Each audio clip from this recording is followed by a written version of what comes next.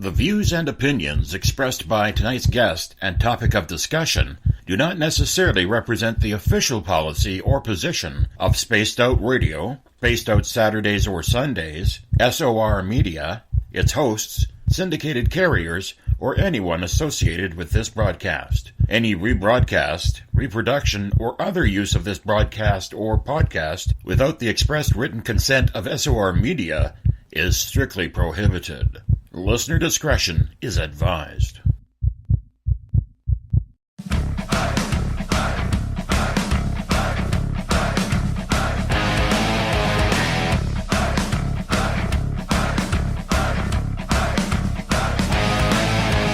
Are you experienced? Then come own the night with us.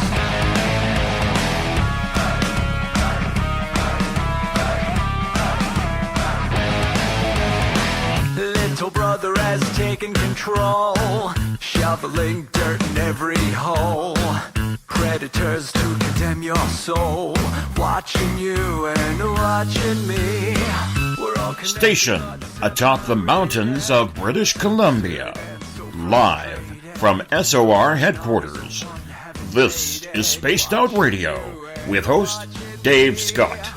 We live behind glass curtains and act like nothing's wrong.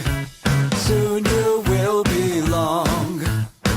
You can follow us on our website, spacedoutradio.com, and on Spaced Out Radio on iTunes. You can follow Dave on Twitter at Spaced Out Radio, and on Instagram at Dave Scott SOR, on Facebook at Spaced Out Radio Show, and on our YouTube channel, Spaced Out Radio. Brother wants to make headlines, be immortalized.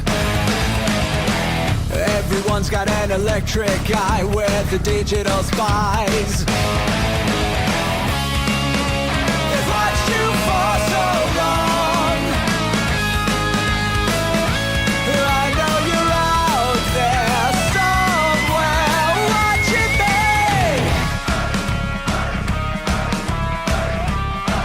me. Buckle up, space travelers. It's time to go for a ride on Spaced Out Radio with host Dave Scott. I know you're out there somewhere. We've watched you for so long. Wait for you to fall. We will expose you all. I know you're out there somewhere watching me. Little brother wants to make headlines, be immortalized. Everyone's got an electric eye where the It's Friday, June 22nd, Saturday, June 23rd, if you're on the East Coast or across the pond. And this, my friends, is Spaced Out Radio. Hope you had a great day and night. I am your host, Dave Scott, live from the Great White North on top of the mountains of central British Columbia, right here at SOR headquarters. We are 160,000 strong nightly on the United Public Radio Network on 107.7 FM in New Orleans and over 160 countries around the world. We're having a good time tonight as we get things going. You can watch us on Periscope.tv. Now, I do know we're having some microphone troubles on Periscope right now, so you got to bear with us. I'm going to try and fix it during the show. I already know what's going on. So, we got that going on. And if you want to check out our archives, you can go to youtube.com/Spaced Out Radio. You can watch them for free. Just do me a favor, hit that subscribe button. Our website is spacedoutradio.com, where we got a plethora of features for you. Rock out to some Bumblefoot, shop at our Spaced Out Radio store, read up on the encounter online, or watch great videos from UFO Seekers, Contact TV, and so much more. It's going to be a great show. We're heading into the weekend. Tomorrow's a pretty good day around here. My little guy, little SOR, hits the big number 5. The big number 5. Can you remember being 5? I can't. But nonetheless, happy birthday to my little boy tomorrow. I'm very excited about that. Very, very excited about it. 8:46 a.m. My favorite Facebook post I ever posted, not on my Dave Scott one, but all I said was 2 words. Hi, Colby. And that was it. My little guy, born tomorrow, 8:46 a.m. He'll be 5 years old when I wake up with him in the morning. I'm very excited about it. Tomorrow night on the show, or make that tonight on the show, one of my favorite intuitives is back on the show. Brandie Wells joins us along with her radio show partner, Danger T, to hang out, talk some intuition, spirituality, paranormal, ghosts, and really wherever the conversation goes. You see, sometimes it's just the experience or the premonitions that get us all excited. We start wondering, what the heck is going on? Why is it happening with us? Why is it continuing? Why can I not understand what is going on? That is the interesting part of what it comes down to it. Do we all have this ability? Do we all care to know how it kicks into that sixth sense, so to speak, even if we don't want it? Let's have some fun tonight with Brandie and Danger. Then at the bottom of hour number 3, it's Faux New Fridays with Everett Themer as we talk about the fake news around the encounter to educate you. We do it every single Friday as of now. Danger T, Brandie Wells, welcome to Spaced Out Radio. How you doing? Awesome. Yeah, Having a we're good doing night. awesome. Yeah. It's 12 a.m. here, you know. I Yes, know. it is. I know. Do you guys have toothpicks in your eyes yet or what? Toothpicks in my eyes and a cup of coffee next to my hand. Nice. I took a happy nap before the show, so I'm good. Oh, Excellent. good. As long as you can take an angry Excellent. nap. Whew. Well, you know what? I tried taking a nap. I've had a headache all day. All day I've been battling a headache, and today's a good day for me because I'm a hockey fanatic. Okay, I am a complete hockey fanatic, and today was the NHL draft, or the first round of the National Hockey League draft, and I got my hockey news here, and I've been following along and absolutely loving it to see what was going on and what's happening there. So, you know, today's a big day because you know, when I was in radio back in the day, I was actually a sports reporter, and you know, for being a rink rat the way I grew up, there was nothing better than listening or watching hockey. And so it's an important day. And then, of course, my little guy's birthday tomorrow, or today for you guys. So, Right? you know, Happy birthday. yeah, I'm very happy with that. Very happy I like with that. I like that. Rink rat. I like that. I've never heard that one. That's good. Yeah. And I'm really shocked that you're into hockey, being yeah, from go Canada, figure, right? eh? Go Yeah. figure. Go figure. Could you really imagine anything less? You know, but nonetheless, nonetheless, we all have fun, and you know, it's the way I was brought up. I'm trying to get my little guy into it. He's kind of fighting it, but oh well, it happens. Dad will win in the long run. Yeah, Dad, it'll come along. It'll come along. I hope so. I hope so, because heaven forbid if my son ever takes or gets an affection for soccer. We can't have that. Not having that whatsoever. That would be sacrilege. There are certain things in this lifetime that I will not put up with, and soccer is one of them. Soccer is one of them. You know. Oh, So, dear. what have you guys been up to, Brandie? You've been on the show before, so I want to just I have. I just want to we'll start with you here. You know, what's new with you? What have you been up to?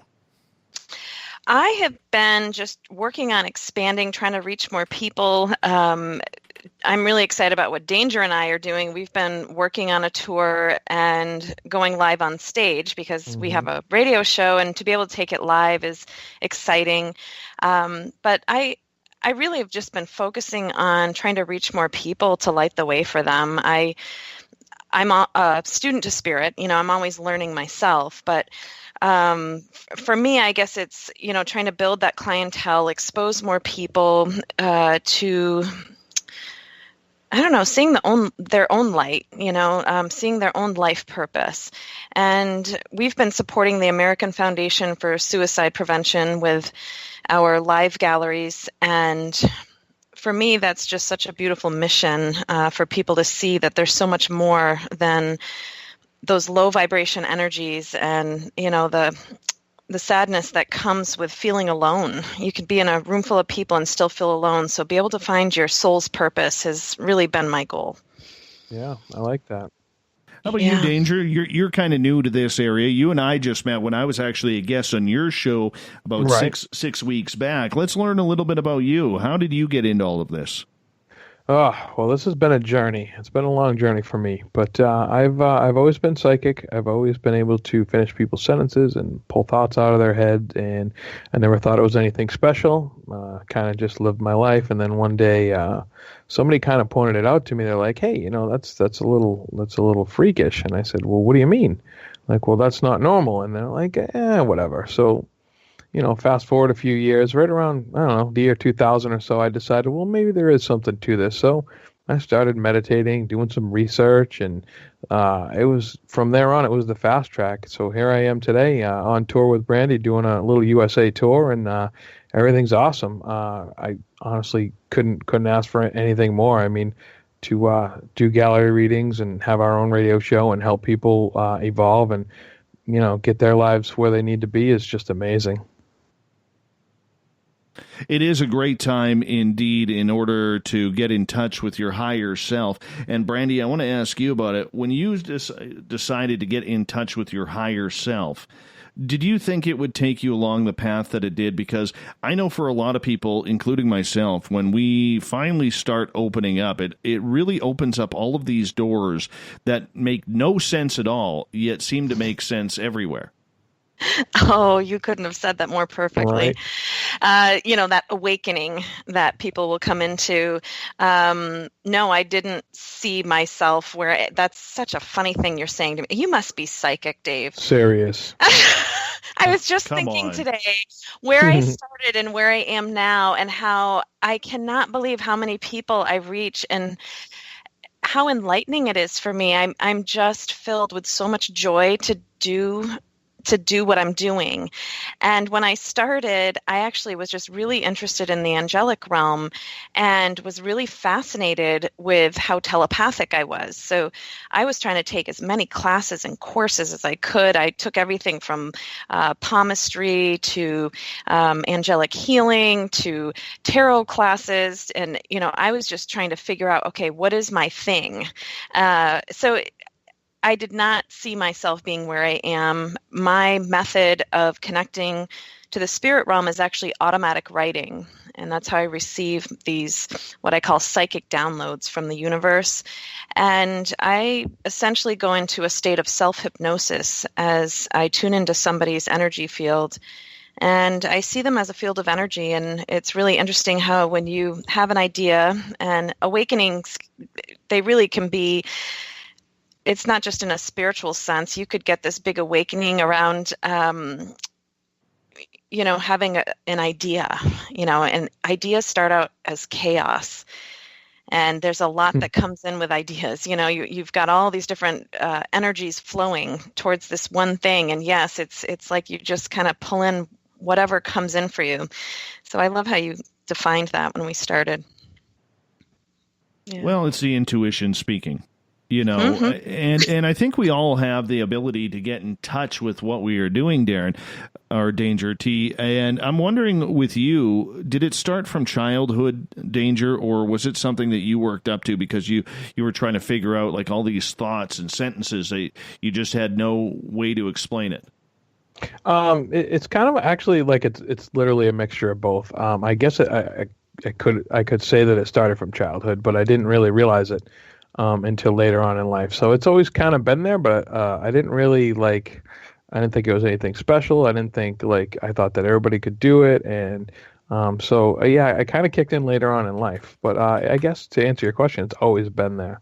But it's just like the intuition, just like you said. So it's pretty cool. Mm-hmm. Did you ever think that it would lead you down this life path, though? Because I think when we're all growing up, we think as boys, we think, okay, we're going to be pilots or join the army or a police officer or firefighter or something along those lines. We don't picture ourselves, especially as men, as being psychic. It's not right. It's not, and I hate to use this term, especially with the way society is today, but it's not a masculine career. You know what I'm saying? Oh, I got you. And I can agree with you wholeheartedly on that. But I honestly would have to say that I knew that I wanted to do this path as of about Yeah, I'd say about 20 years ago. I've always gone to a psychic. As long as I can remember, I would go once a year for like a yearly reading or whatever. And I kind of went to the same woman for many, many, many years. And it's funny because every single year I would book the appointment and I would go, and I'd show up and she would say, "What are you doing here? You don't need me." And she would almost like fight me, like, "I'm not charging you, like you don't need me." And I would be like, "But I booked the appointment and I'm here, so tell me what's up." And she would just kind of laugh at me. So, I guess I don't know if I was in denial for a while, but I definitely knew as of probably about 20 years ago, this is where I wanted to be.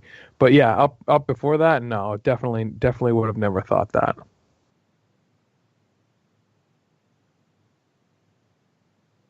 Just getting some rock and roll news. Vinnie Paul from Pantera has just passed away. No. Yeah, Pantera's just announced it on their website. Oh, that's awful. I'm a little concerned right now because our guest last night, Jamie Sexton, was best friends with Vinnie. Oh. Yeah. Sending Raphael, That's Archangel awful. Raphael. Yeah. This I is was horrible. It Horrible. was pretty devastating when Dimebag passed away, and now Vinny. Oh, Yeah, this is terrible. This is terrible. Wow. Okay then. Not good news. Not No. good news at all. And I just opened up my Facebook and The root of all evil. yeah, and the first post. That's too bad. I never got a chance to talk with him, but I know a lot of fans who are working there. If you're on Periscope, we are still working on the audio. We've tried cutting the feed a number of times, and we are working on it. So just bear with us. So so please just give us a little bit of time on that, because I'm a one-man crew here. I'm only have the ability to host the show, talk, chat, and everything else, and then I got to fix this at the same time. God, I can't wait till I get a producer. I cannot wait until I get a producer. Seriously. I'm right there. Well, my manifest that. You Yeah. got to manifest that. Brandy Yeah. and I need some roadies, so yeah, That's great. it's not easy doing all the production. I can hear you there. Oh, tell me about it. Tell me about it, man. Hey, let's get into the whole intuition thing, because, and Brandy, we'll start with you on this one. You and I met at the Provincetown Paracon last year. And, Yes. and we won't talk about the Paracon experience, but one of the the only real good things to come out of this is I got to meet some great people there, such as yourself, Jack Kenna, Tim Weisberg, Stephanie Burke, Dana, and Greg Newkirk. A lot of good people there that were there. And I'm not going to talk I agree. about it. My audience already knows, because I've let it slip a couple of times of what I thought of the event. But that's a completely different story. And when we met, you were working on a case there where there was a lady who had discovered a murder in Provincetown, and you had written a book, or were part of a book about it. Yeah, that was with Sandra. Goodness. I haven't connected with her since. We actually had gone to the site. Oh dear. That's a hard one for me, because so when I start working, Dave, I completely go into this state of self-hypnosis, and I have no memory. It used to embarrass Really? me, but I'm learning to embrace it. None whatsoever. But I know. And Danger's like, really? She doesn't remember anything she says. No.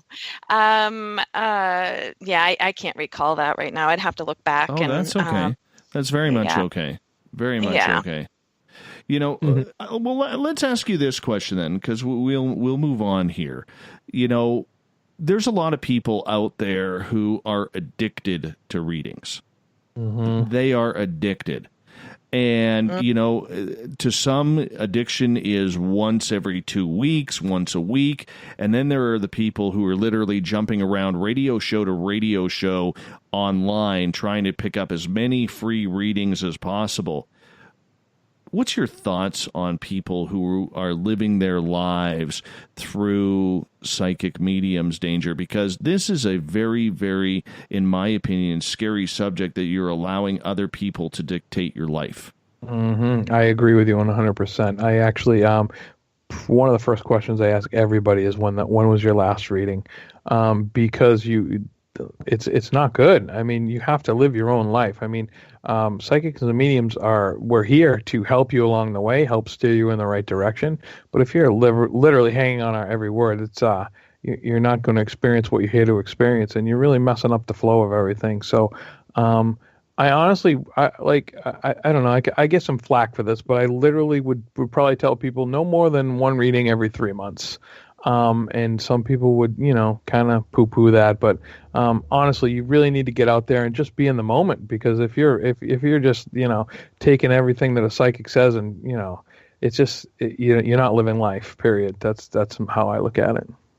And for me, my experience has been, and I've learned how to control some of the ways that I present my availability. And my first rule is that I'm not here in a moment of panic. And so I don't allow same day readings. I don't allow people to say, hey, I need a session in this afternoon. And that's because when somebody is in a mode of panic or being completely ungrounded, I feel you are in that state to pull in some sort of a coping skill and really be in a grounded state in order to move through it. I used to open myself to that, and I found that it really threw me off. I'm an empath first and foremost. I feel the emotion. And I've gotten better with this as well. Danger and I talk about this all the time. Being an empath, I see it as like a superpower. To be able to feel the emotions of other people is a wonderful thing. You're meant to use that in some way. If you have an awareness of other people's emotions, you're meant to help them or, have that awareness for a reason. And I just cannot connect with people when they're in a truly ungrounded state. So when I'm connecting with someone, I actually bring them to a state of grounded, and I make them that conduit between heaven and earth in order to connect with them. So I always have a little meditation before I open up. So to get back to the core question, I feel like having that control over when I allow people to come to me has really created a nice relationship with my clients, where sometimes I am working with them through what I call like a chapter of transition. And other times I have clients who just check in every 6 months. So I really haven't had a lot of issues now that I am very clear that I am not your same day reader. I am not your emergency reader. So I think that's created some control for me. Do you have to be strict with that with people? Yes. Yeah. Yes, I do. Yeah. Yeah.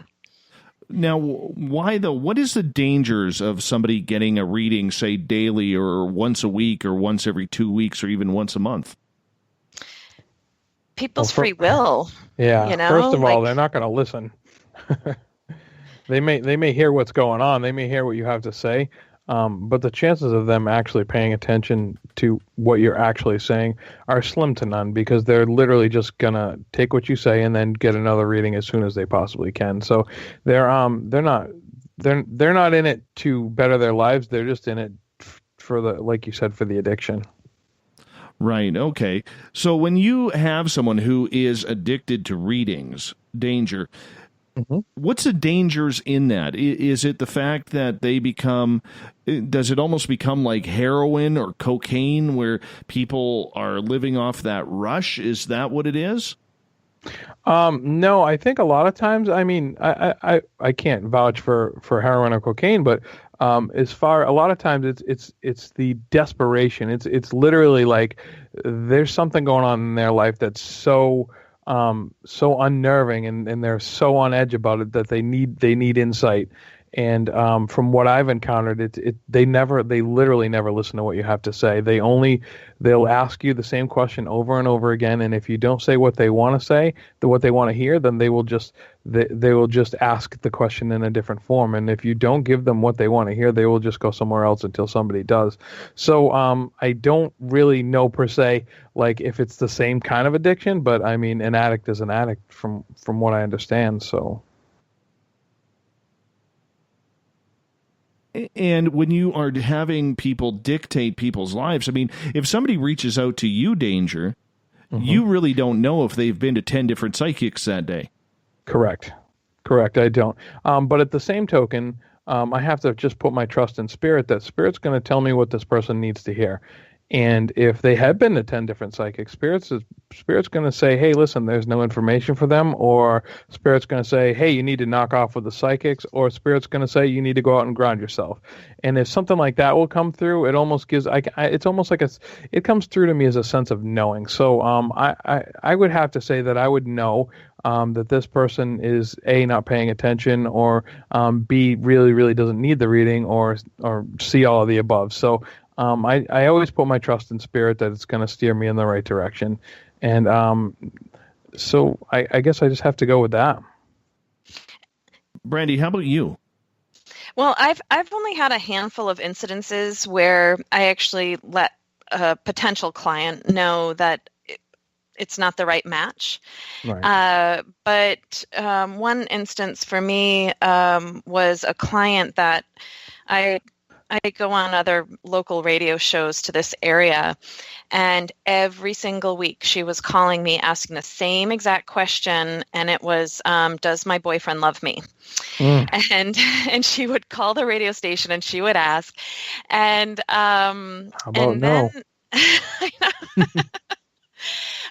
And, it was hard because it happened every single week. And then anytime I would offer, on occasion, I'll offer, a free reading on Facebook or and it's usually just a mini one question or, something just to, open up the audience. And she actually asked me if she could have a reading with me, and I actually replied, at this time, I do not feel this is the right fit for me, and then I actually advised her to receive some energy work. I'm not a Reiki master. I'm not a energy healer, and that's why I like to be this hub to other healers. I am constantly giving people referrals for what type of healing would align with their soul to help them. So when I can't help someone, I've learned to say no. It's okay to say no. Like, you're not the right match for me. This is not aligning with me as well. So. Yeah. But how do you tell someone that? Because they're going to get offended. Mm-hmm. They think, well, I'm paying for it. That shouldn't matter. I'm paying you for a service. Yeah, I haven't had that experience, to be honest with you. I had one person one time who left me an awful review, and that stings when you work so hard. Of course. And it was someone that I felt was not the right match for me. And she actually had some pretty heavy addiction issues, and it was outside of psychic reading addiction. Right. And I really did not feel she was in a clear enough space to receive a reading. And I actually gave her all kinds of resources to help her with her energy. So, you can be tactful in your delivery. But I as well trust that Spirit will lead the right people to me. What's funny is when I first started out, I kind of took whoever would come in because I was trying to gain clientele. And this is where I was saying, like, every idea goes from chaos to detail. But it's also like learning to weed the garden, like what works for you, what doesn't, what aligns with you, what doesn't. And for the longest time, I was attracting clients with severe mental health issues. And it's hard because in this field, like, people are seeking, they're looking for guidance. So, of course, people aren't in 100% stable state. If you were 100% at peace in your life, you wouldn't be seeking out someone for guidance. So I really started working with my guides and saying, please, please align for me clients who can see their own self-worth and take the advice that I am able to hear and channel and be able to use it. And it started weeding that garden. Yeah, that makes sense. I can agree with you on that. But I can also state that the universe is going to send you those kind of people so you can learn how to deal with them early on. Because that happened to me actually fairly early on. I think I was working a psychic fair, and lady sat down in front of me, and she wanted a reading, and she was just nope, not accurate, and it was like it was one of the more solid readings that I did. Like, her father was literally standing over her and like, telling me what to say, and she was just like, nope, I don't think so. And I ended up just saying, you know what, here's your money back. This isn't a good fit. And she was like, well, what do you mean you can't read for me? And she literally got upset, and I said, there's no need to get upset, not a big deal. There's plenty of other readers here. Why don't you get a reading from someone else? So after that was all said and done, I kind of asked my spirit guides, well, what was that all about? And they're like, no, you handled it fine. That was kind of a little test, because that is going to happen along the way. So I was like, oh, all right. Well, thanks for that. Yeah. It does happen. And it's funny, though, how cruel that people get if you refuse to give them a reading or you get nothing. Because there are times where we've had, I don't do reading shows on this program, but on our Sunday show, we do open it up to a lot of readings. And it's amazing how upset some people get when literally Spirit is giving you nothing for them. Mm-hmm. Yep. It does happen, and it's upsetting, but there's always a reason that you're getting nothing for this person. There's always a reason. Either A, they're not ready, B, they've, like you said, they've been to a million people trying to get readings already, or C, they literally are not in the space for it. So I don't think I've ever encountered Spirit completely shutting down. There has been a couple instances where Spirit literally showed me like a vault door slamming, and that to me is like, okay, you're done. Mm-hmm. How about you, Brandie? I have just learned what I'm good at over time. You learn more about yourself I always, everyone is open and intuitive. Everyone has intuition. Everyone is connected to divine source. We're always getting nudges. We're always, I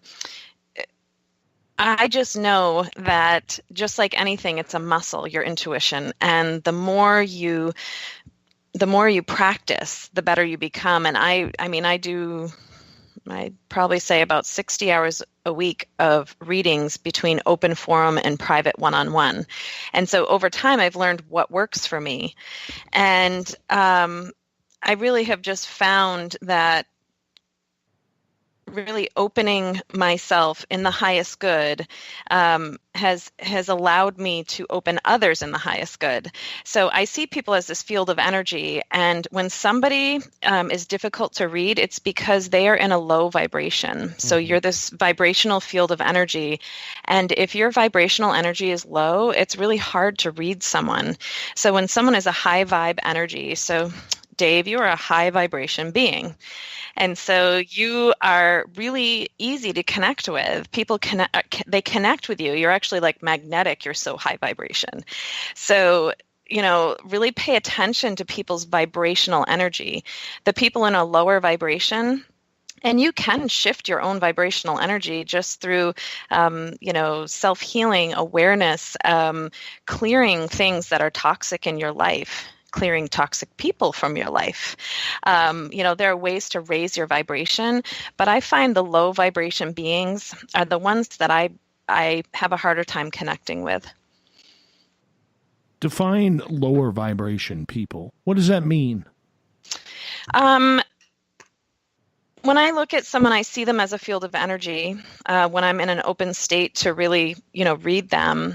And lower vibration beings, gosh, how do you describe that? So for me, it's more of it's more of a knowing, where you pick up on their sadness, inability to move through. It almost feels like walking through mud is the best way I can describe it. Stuck in the muck. Yeah, and you can feel their sadness. You can feel their frustration in their life. It's just vibrationally, it's like all of the things that ego comes in with influence their energy field. So ego can go positive or negative. You can use ego to empower you, or it can go the other direction.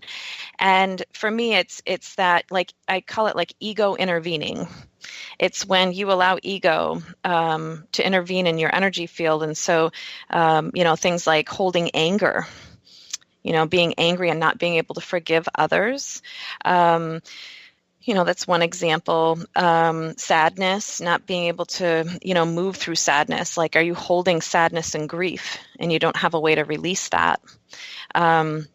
So those, to me, are low vibration energies, and higher vibration are joy and love, being in a clear space.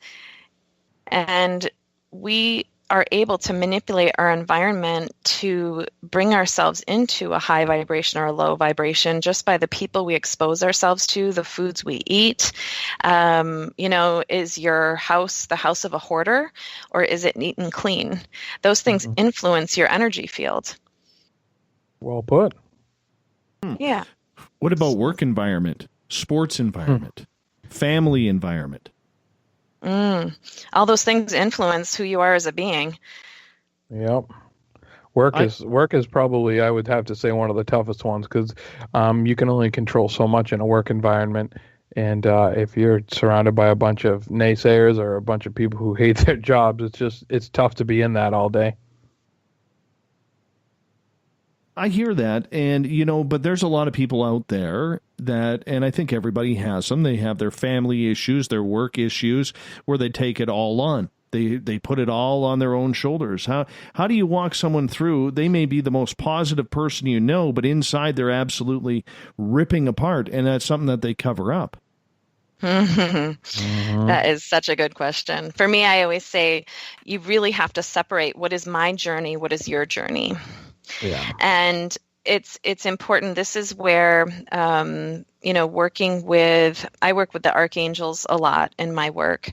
Danger has very similar techniques that he talks about, and I'll let him talk about what he works with for protection. But I just call in the archangels for clearing and protection of my energy anytime I'm going to be in an environment that may influence me in a negative way, such as grocery stores, grocery stores, major department stores, airports, churches, clinics, anywhere that it's really people-y can really throw me off. You know what? I got to tell you this. Yeah. I never knew that before I got into this whole, my own seeking of my own personal truth spiritually.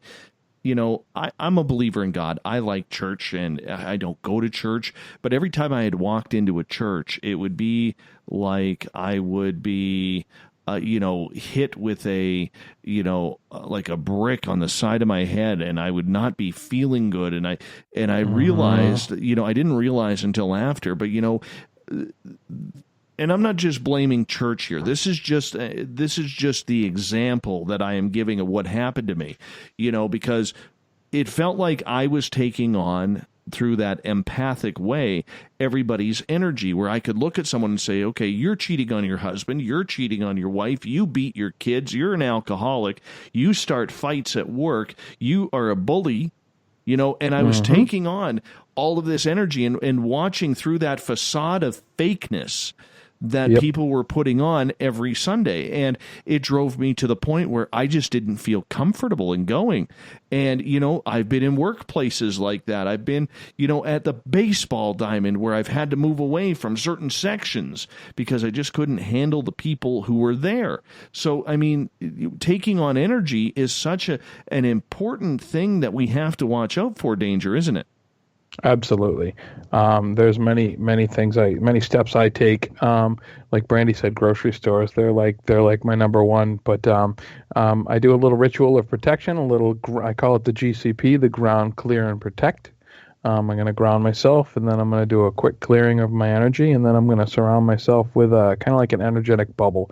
And what that does is it keeps me from being too empathic. It doesn't stop the empath, but what it does is it keeps me from taking on unnecessarily. It keeps people from zapping my energy, etc. So all that stuff you just described, how you were feeling, you could tell, so and so was doing whatever. You still get that, but you're not wrapped up in it. So it works wonders, because I'll tell you, it does get crazy, and it is very saddening. I don't know why I'm drawn to this, but you brought up the church thing. People tend to go to church on Sunday or whatever day and kind of like wash away their sins per se. But then they go back out into real life, and they are just, there's a lot of, and it's not just churches, but I don't know why I'm using this as an example, but people think that, they can just do whatever and then on Sunday wipe the slate clean. That's not how it is. You gotta kind of be that person 24/7, and it's tough. It's tough. I agree. I work with God energy as well, but since I've really opened myself to spirituality, I believe in God, but I struggle with religion in general when when it binds people, when it binds you to an idea. So, as long as it's in the light, work with it. Mm-hmm. Yeah. That's... A lot of people have trouble seeing that light. Oh yeah. And they take everything on. I look at a person like my father. Okay, my father wears what I like to call so many chains, of everything that has gone wrong in his life. And, I'll be honest with you, he turned 69 last month, but I'm surprised he's still alive with the amount of stress that he carries and the amount of, emotion that he has built up, because he's not the type of guy who lets it go. He's one of those man's men, you know what I'm saying? Where we feel like big boys don't cry, all that garbage, when, I think we do need to shed a few tears every now and again. Absolutely. But, I mean, the point that I'm getting at here is, there's a lot of people, men and women, who feel that they got to put the entire weight on their shoulders and carry it. And some people even think that is their path for maybe what they have done wrong in a previous life, that they're forced to carry these chains. So how do you tell someone? It's easy to tell someone to let it go, but it's hard for anybody to just do that when that's all they know, Brandie. Yeah, and I encounter this a lot. I do these open forum, like smaller private galleries in homes, and it is so hard for men to freely express themselves. And I don't mean to, generalize. However, I would estimate that probably 75% of men have a hard time expressing their emotions or letting go. And it's not just something, that's in America. It's worldwide. And that's because the male energy, so the soul is androgynous. Essentially, you are the balance of masculine and feminine. The male side of your being, of your soul, is the protector and the provider. The left is the feminine, and that's the nurturer. And so when men come in, your culture teaches you, provider, protector, and that it's a sign of weakness to be the nurturer. And so when someone is truly in balance with their masculine and feminine, they're an evolved being. So to me, I see these people as young souls who are still learning, and they're meant to be exactly where they are. If they are seeking some solace from that, and they want to accept it and receive it, I am more than willing to help people see how to release that. And it can vary from person to person. I mean, I've seen everything from writing and journaling to release, working with crystals, doing some rituals. Sometimes people are called to work with a form of an altar where you're trying to just release guilt or anger or, but essentially what you're trying to do is understand your story. Everyone has a story. Your story is different than my story. And understanding, like, why did I come in with an alcoholic father? Why did I, come in with a mother who, died when I was 18? Why did I choose those things when I came in this time around? What is it teaching me? So understanding your story is really the ability to be at peace with your life. But not everyone is in the place to do that. I think you really have to be open and an evolved being to be at peace with all of those things. Makes sense. It really does. I was actually thinking pretty much the same thing. Some people do come in with that programming. They come in like, woe is me, woe is me. I'm related to a couple people like that actually, and they're relatives, and it's hard to. I'm not going to change them. I mean, I've tried, but if somebody's to come to me with that feeling, it's kind of like, listen. You can drag these chains all you want, but you cannot change what has happened to you in the past. You can only change what happens from here on out. So hanging on to those chains is just not doing you any good. And there's many ways to say that, and there's many ways to, kind of get people to understand what you're talking about. But that's the bottom line in my book.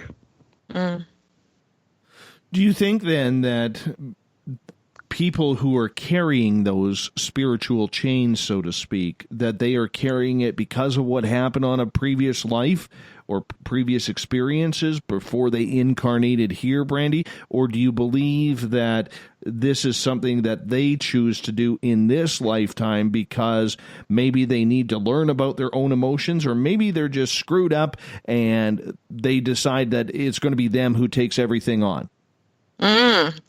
Boy, that was a loaded question there, Dave. Right. But you as a being, I've never encountered someone who is a brand new being.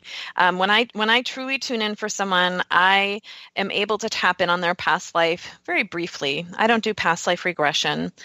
But when someone's past life comes into a session for me, it means it is influencing you in the now. There is something incomplete or that has left almost like a ripple in your aura, in your energy field.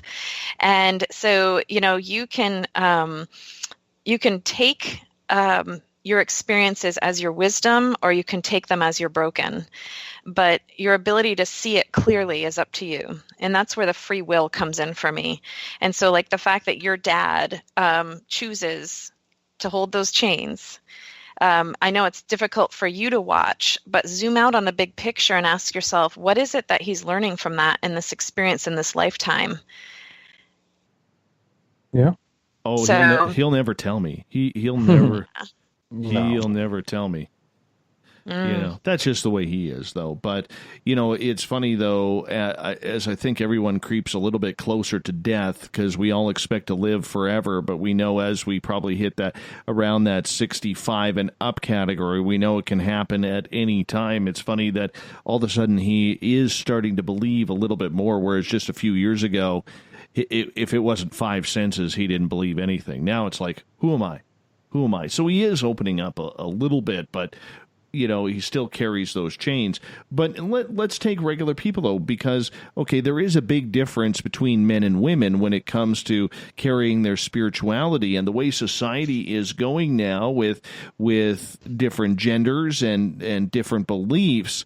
Does this crowd the entire spiritual aspect of carrying those chains because of new added stresses that people are putting on themselves because they're just trying to fit in, Brandie?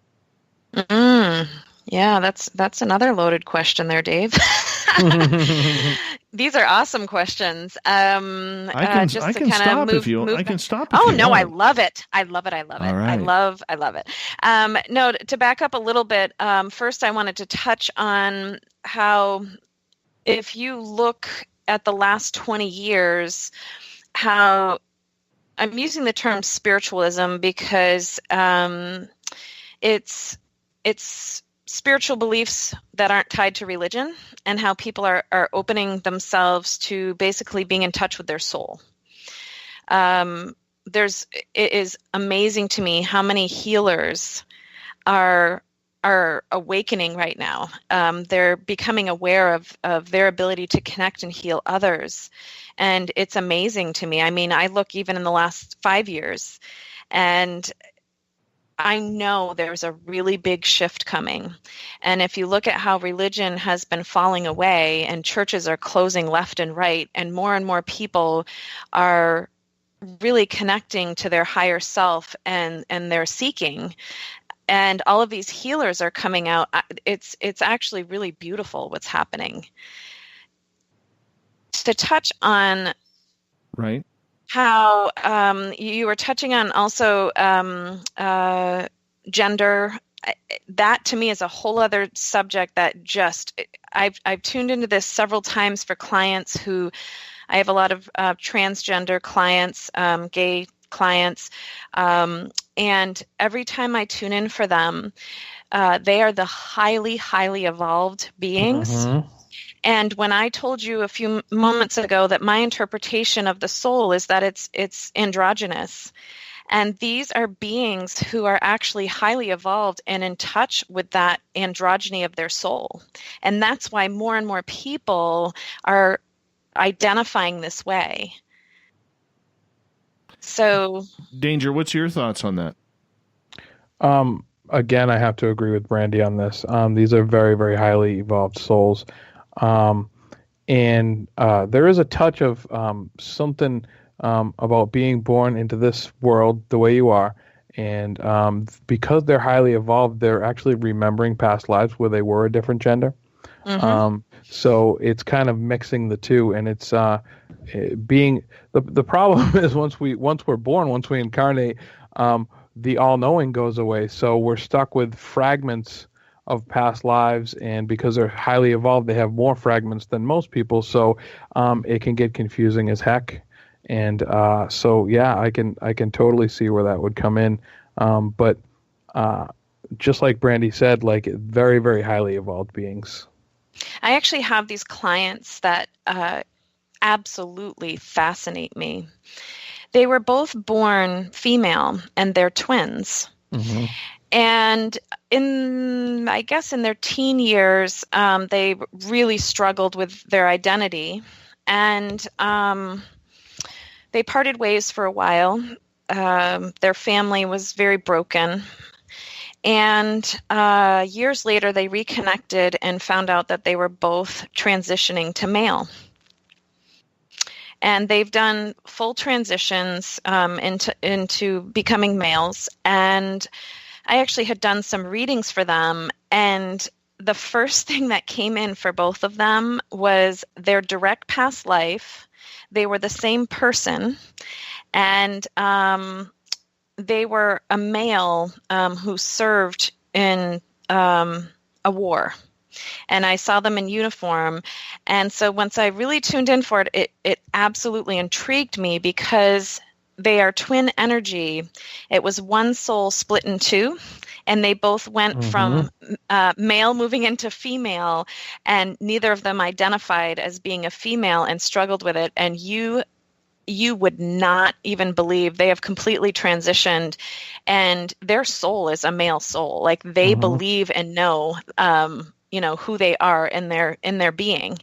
And I think that's one of my most fascinating examples of, this identifying with your true self.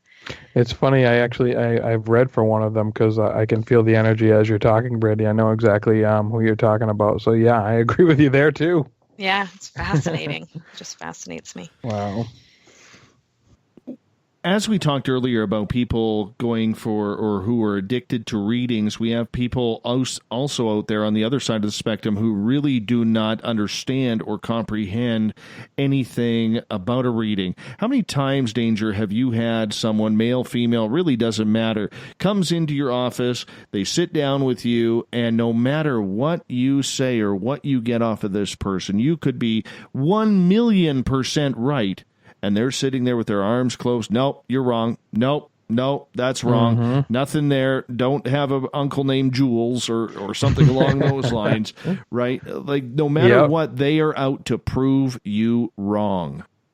Yep, that has happened on a few occasions. Luckily, I kind of have a little deal with my spirit guides in the universe that I don't want too many of those people, because I'm here to help people.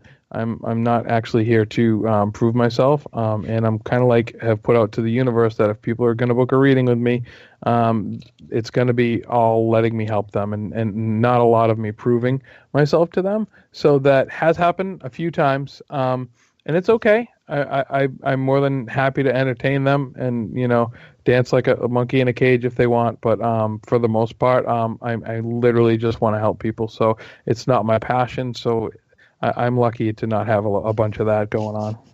And I actually love it. I know you It's do. really I know weird. You do. I always tell people I love skeptics. It's like breaking a horse. It's like... And that interests me nothing. No. So my favorite story is I was doing an open forum gallery, and I could feel the entire time this one guy, I mean, I could even hear him going, "This is bullshit." Like, I could hear it. Oh, sorry. Oop, bleep. I don't have my dump button set up yet. Sorry. Gosh darn it, all the heck, Brandie. One second, because Gail in Periscope loves it when I say dump button. That just bugs her, so we'll say it a couple more times. Dump button. Dump button. There you go. Now I feel better for Gail.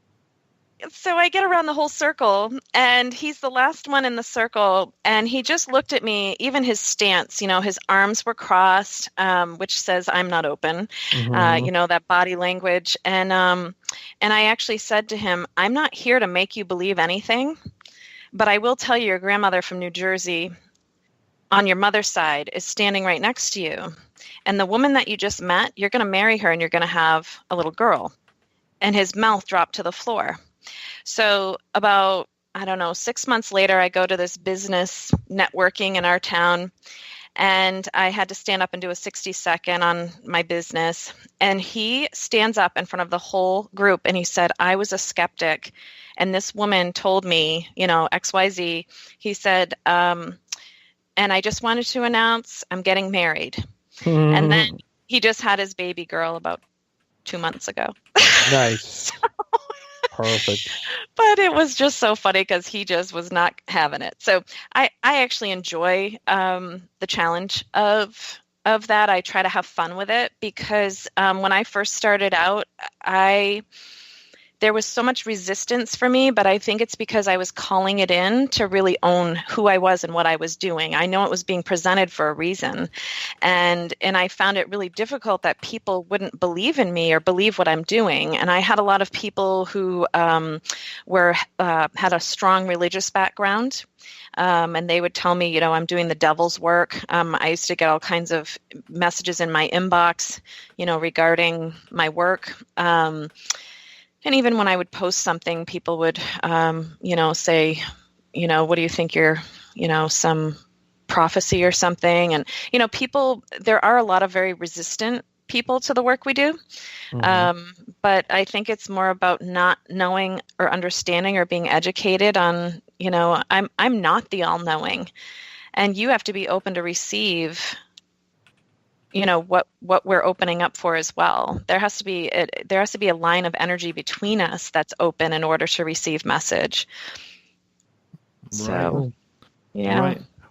Danger, how about you? How do you deal with those clients that are just so skeptical that no matter what you tell them, they're not going to believe a thing? You know what? Let's hold off on that because I just noticed I'm a little late for a break here, probably by about a minute and a half. So, oops, sorry. Sorry there, radio stations. We just got into a good conversation. I lost track of time. You're listening to Spaced Out Radio. Brandie Wells, Danger T, our guest tonight. We're talking intuition, premonition, psychic ability, paranormal, and so much more. We'll be back with more after this. Find your escape where time has no limits. It's about living today and cherishing the heritage of yesterday. A spirit of adventure for what is new with the nostalgia of the past. Your timepiece is a reflection of who you are. Life surrounded by beauty from the world around us to the soul within. EscapeWatches.com. There is no time like the present to enjoy your escape. Use promo code SMF2017 for your 20% discount today. The freedom to post what you want, when you want. That's the social media freedom you need. Social Media Freedom is the free app in your app store. No need to worry about going to jail or being shadow banned any longer. It's the freedom to say what you feel. The freedom to know Big Brother isn't watching. It's the way social media is supposed to be. Social Media Freedom. It's time to set yourself free. Download from your app store today. Coming September 28th to the 30th, it's our first annual Caribou Paracon, put on by Spaced Out Radio and the Canadian Society of Questers. 3 days of paranormal, supernatural, and spiritual knowledge in the beautiful 108 Mile Ranch, British Columbia. Tickets are $150 Canadian for the event, being held at the Spruce Hills Resort and Spa. Come watch our featured speaker, Grant Cameron, along with Lorian Fenton, David Weatherly, Ross Allison, and more. The Caribou Paracon, celebrating everything paranormal. Hi there, I'm Butch Witkowski, lead investigator with U4Cop. On the final Monday of every month, you can listen to me and host Dave Scott on Spaced Out Radio's Strange Days. We're going to get to the heart of the matter when it comes to what's happening out there. People are seeing and experiencing things from ET contact to Bigfoot, and I want to hear about it. Your experiences are what we investigators need to help solve these unknown mysteries. So tune in at spacedoutradio.com to the final Monday of every month from Butch Witkowski's Strange Days. Hi there, this is Tessa Nicole Thomas, and I'm going to take you for a ride every Sunday night on Spaced Out Sundays. I'm going to set up your week with some strange tales from across North America, from psychic readings, Sasquatch, UFOs, to the most haunted locations. Come join me at spacedoutradio.com starting at 9 p.m. Pacific, midnight Eastern, and let's get weird together. I'd love for you to join me. Spaced Out Sundays at spacedoutradio.com. 365 days a year, we're in the field, investigating UFO sightings, talking to alien abductees, and visiting secret military locations like Area 51. We're UFO Seekers, official partner of Spaced Out Radio. Follow our daily search for the truth at ufoseekers.com or like us on social media. Catch us on Spaced Out Radio every third Monday of the month as we discuss Area 51, UFOs, and more. And also, don't forget to subscribe to us on YouTube. There's news, and there's The Encounter. This is Spaced Out Radio News Director Everett Thiemer inviting you to check out The Encounter. Our half-hour news segment every Monday through Friday night is different compared to what you're used to. Our goal is to bring you the weird, strange, and interesting stories the mainstream tends to leave out, and stories that will make you scratch your head in disbelief. The Encounter can also be found at spacedoutradio.com and on our Facebook page, SOR The Encounter. Come give us a read. Heading to Vancouver and looking for some great nightlife? The Moose Vancouver is the place to be. Catch a game on one of the big screens or just come rock out to your favorite 80s and 90s hair bands. Great food starting at $6.95. The Moose Vancouver is open until 2 a.m. nightly. It's easy to find near the corner of Nelson and Granville. The Moose Vancouver is the official rocking bar of Spaced Out Radio. Want to learn more about aliens, cover-ups, conspiracies, cryptids, and the paranormal? All you have to do is tune in S4 as we take over Spaced Out Radio Night, starting at midnight Pacific, 3 a.m. Eastern, each and every Saturday night, right after Spaced Out Saturdays.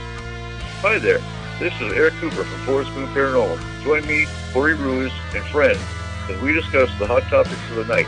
It's fun, entertaining, and as dark as the night. Find us at spacedoutradio.com. Are you interested in advertising on Spaced Out Radio? Head to our website at spacedoutradio.com and click on our advertising tab. There, you will find an assortment of ways you can get your product out there with us, from radio commercials to banners and social media. Have a product you like our hosts to endorse? We can do that too. Visit spacedoutradio.com for more details.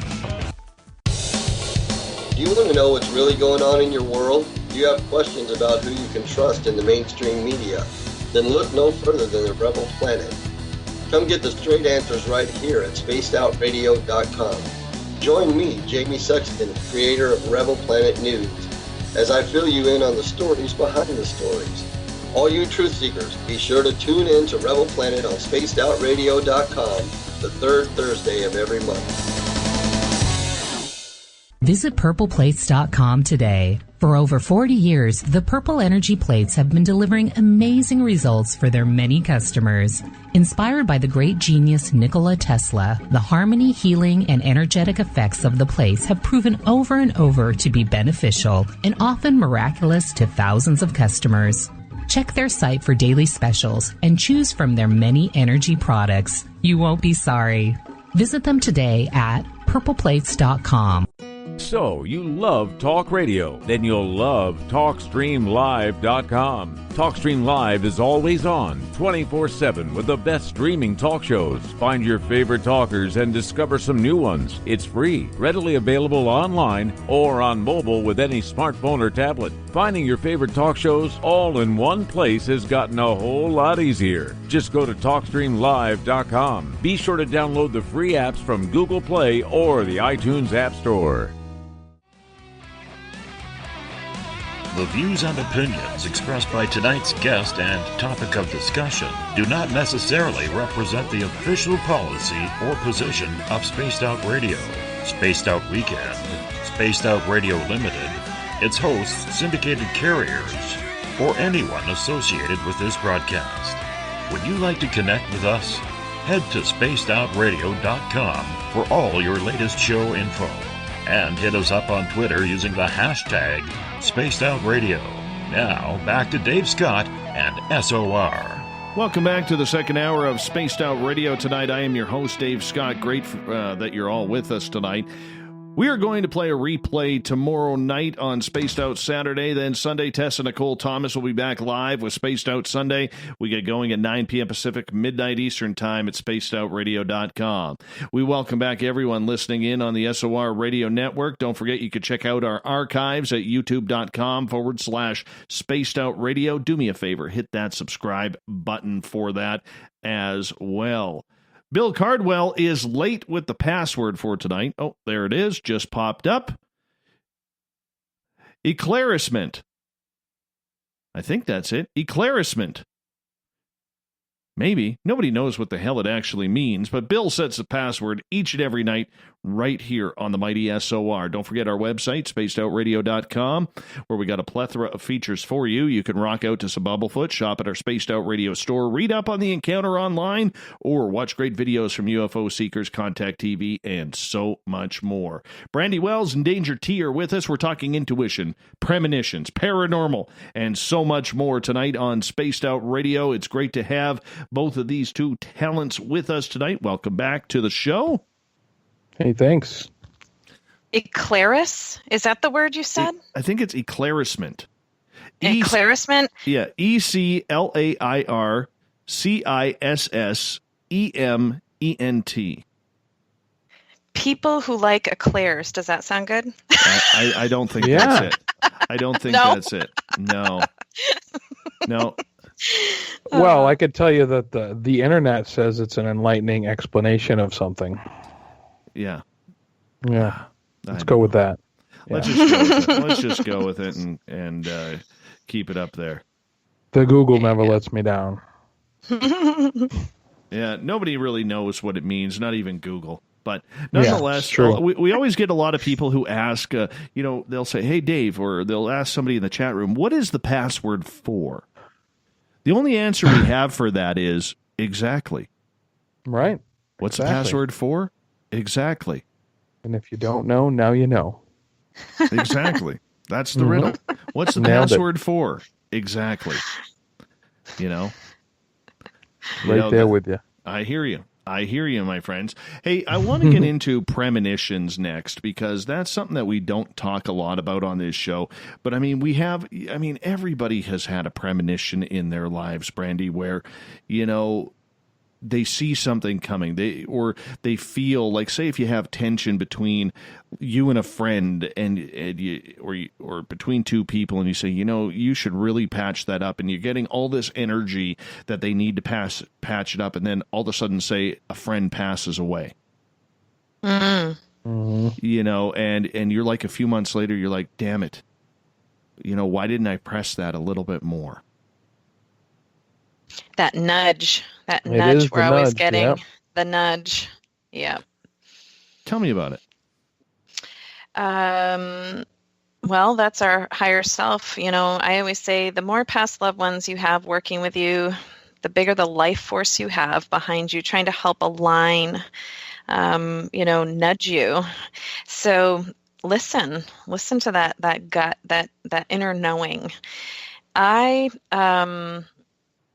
always tell people in sessions that I am not here to predict your future, because you have free will, but I can give you the path of least resistance, because I could tune in and hear that someone would be a wonderful nurse, but when I tune into that, you would do well with children, the elderly, but don't ever work in an ER. So I'm not going to tell you, I can see you in 5 years working, at a nursing home, or because there's free will. On occasion, I do receive very poignant premonitions. I love that word. Yeah. Most times for myself, they come in my dream state, when they're for me. But for others, I once in a while I'll get this download that's so specific, and I have to go with it. But I tend not to get into premonitions too often. But Danger is more the psychic, where I focus more on mediumship, and that's why we decided to go with the psychic and the medium. Ding, ding. Your strength is the psychic. So I'm curious for you. Well, it's funny because premonitions they come to me in actually many forms, and like I stated before, it's mostly just a sense of knowing. But the universe has this really awesome way of giving me premonitions about 30 seconds before they happen, like just barely enough time to not be able to do anything about them. And it's usually when somebody's about to fall, or I'm about to injure myself, or so I just kind of have to laugh, because it's not quite enough time to prevent it, but it's just enough time to see it twice. That's funny. Yeah, it's funny, but it's not. That actually happened to me not long ago, Danger. I was told to step on my brakes, and I saw an accident, and I just slammed on my brakes, and then a car pulled out right in front of me and hit the car that was in the lane next to me, and they were in an accident. Yep, that's pretty much how it happens. Yeah. But it wasn't my accident, so I was good. Right, but it's not even enough time to tell someone, "Hey, step on the brakes." It's just enough time. That's usually how it comes through for me. There are premonitions that come through in dreams, which are really cool. But my sleep pattern is so strange that if I don't write it down the second I wake up, it's gone by the time my feet hit the floor. So, yeah, it's very interesting how they come through for me. But they do come through all the time. Just almost too late to do anything about. Yeah. Is it a matter of listening to that little voice that kind of pops up? That little voice that tells you, whether you should be doing something or should be going the other way? Because I think we've all heard that inner voice that chats to us to say, don't be doing this today. And if you ignore it, sometimes the consequences are horrific. Mm-hmm. Oh, absolutely. That inner voice you need to pay attention to it. I mean, like you said, it can be catastrophic if you don't listen, but those are usually your spirit guides trying to keep you on the right path, or trying to give you the path of least resistance. If we were to all go through life and listening to that little inner voice, for the most part, life would be so smooth we wouldn't have to worry about a thing. But I don't know anybody on this planet who can do that. I've used this example a couple of times on this show, that in 2013 I wasn't injured, but I was in a pretty bad ATV accident. And I had an ATV kind of flip on me, and it kind of went into a ravine where I was at the bottom of a V, and the ATV was laying over top. And then literally my ATV rolled 150, 200 feet down the mountainside.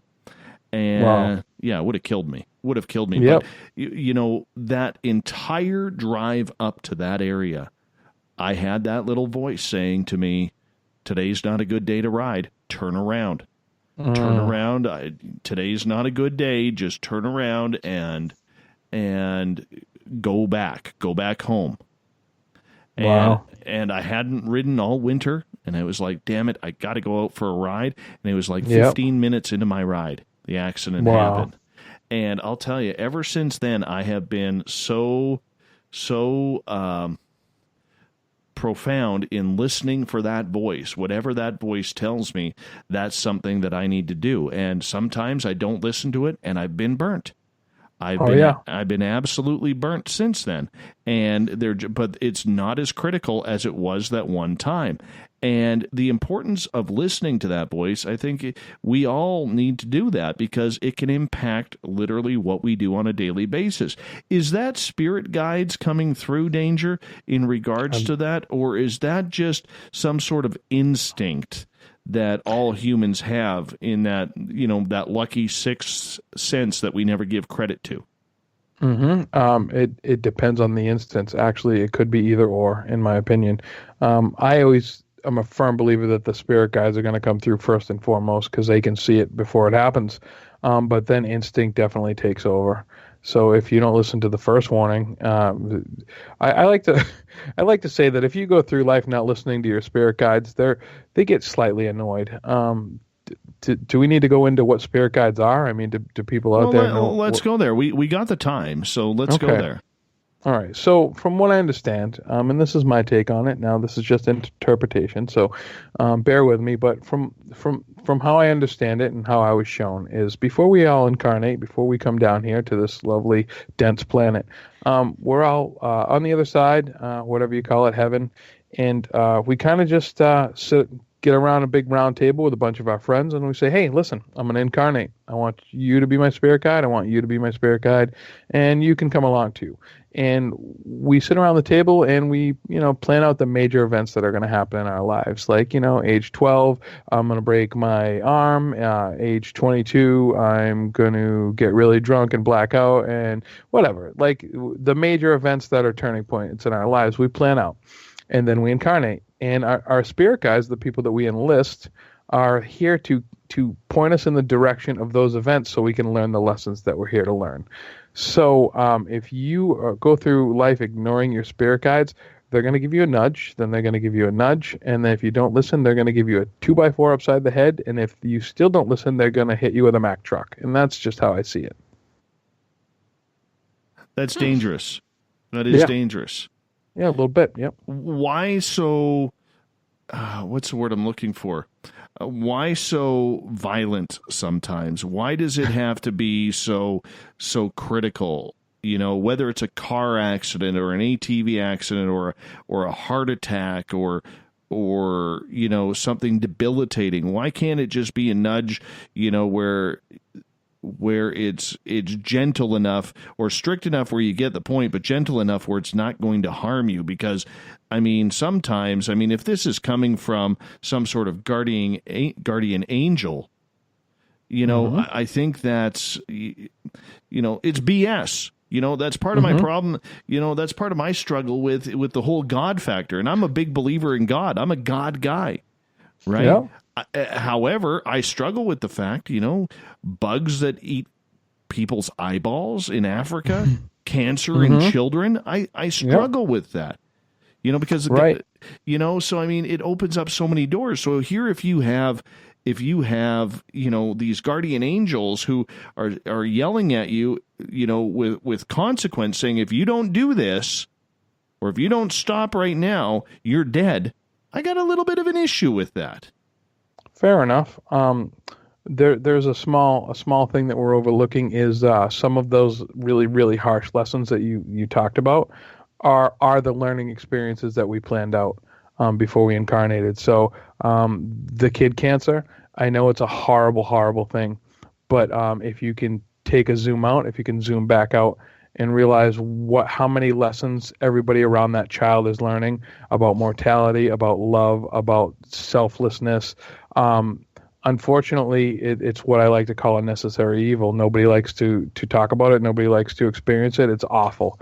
But at the same token, it's a learning experience. And there's no such thing as like negativity and that sort of thing on the other side. So that's why we incarnate, is to experience that. So without the yin, there can't be the yang, et cetera, et cetera. So if there's no negativity, if there's no sadness, if there's no loss, if there's no grieving, then when we're on the other side, we can't appreciate the other things. So it's a horrible, horrible thing, but it's a necessary evil. And to answer your other question about can't they do it gently before they smack you in the head or run you over with a truck, they do. And the reason you get hit with the truck is because you have not paid attention to the other ones. Brandie, your thoughts on that little voice? For me, listening to conversation, the one phrase that keeps popping up as you're discussing is, through suffering, there is growth. Mm-hmm. If you do not suffer, you do not learn your power. Yep. So I have found that is the balance of life. Without darkness, the light doesn't hold meaning, and that as humans, we are light seeking. I was thinking before the show, how isn't it interesting that we sleep in the dark? Why do we sleep when it's dark? And that's because when we're awake, in our waking time, we work with the sun, and the sun is that light. And when it's dark, we fear the darkness and we cherish the light. But that's because the light is the ultimate place to be. Mm. When you are in the light, you are free from the darkness. So, see, I'm opposite. That's where I'm at with that. I would take I would take the night over the dark anytime. Oh, see, I always thought it was because dark over the light. I always thought it was because darkness makes us produce melatonin and light makes us produce serotonin. See, I was going all chemical scientific, on that. Yeah. Mm-hmm. But why do we produce those things? Right. Yeah. Right. Oh, I hear you. I've been like that my entire adult life, and even in childhood, where I much preferred the night over the daytime. And my parents always used to have a hell of a time getting me to bed. But I mean, with the radio show, with party time, with, just hanging out and the silence of the night. I love the silence of the night. Right. There's just something really peaceful about that, especially where I live up here now. I mean, I'm listening at night, because I live in a real smaller community here where we don't get a lot of light pollution. There's not a lot of traffic or anything like that. I mean, I can be sitting here out on nighttime and, be listening to the loons on the lake or the coyotes howling or whatever weird and strange animal decides to vocalize itself. So I much prefer the night over the daytime. Nice. I am a night owl, but I shut off about midnight now. So you've really got me staying up late tonight, Dave. Right. Midnight's nothing. That's child's play. Midnight is child's play. Unless I'm doing an investigation, and that's like 3 a.m. So yeah. Tell me, Brandie, about one of the premonitions that really shocked you, that came true to you. It came to me in dream time, and I was saying that's usually my strongest premonitions happen in dream time, but when they're for me. When I'm doing premonitions and readings, it's different, and I can't remember right now. So, right.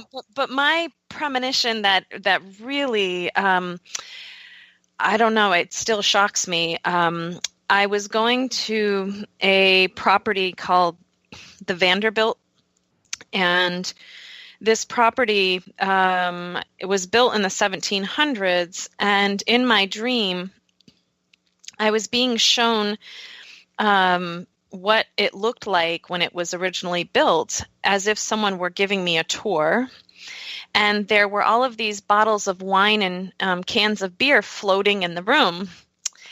And out the window in my dream time, there was a parade that just never ended. It just kept going and going and going.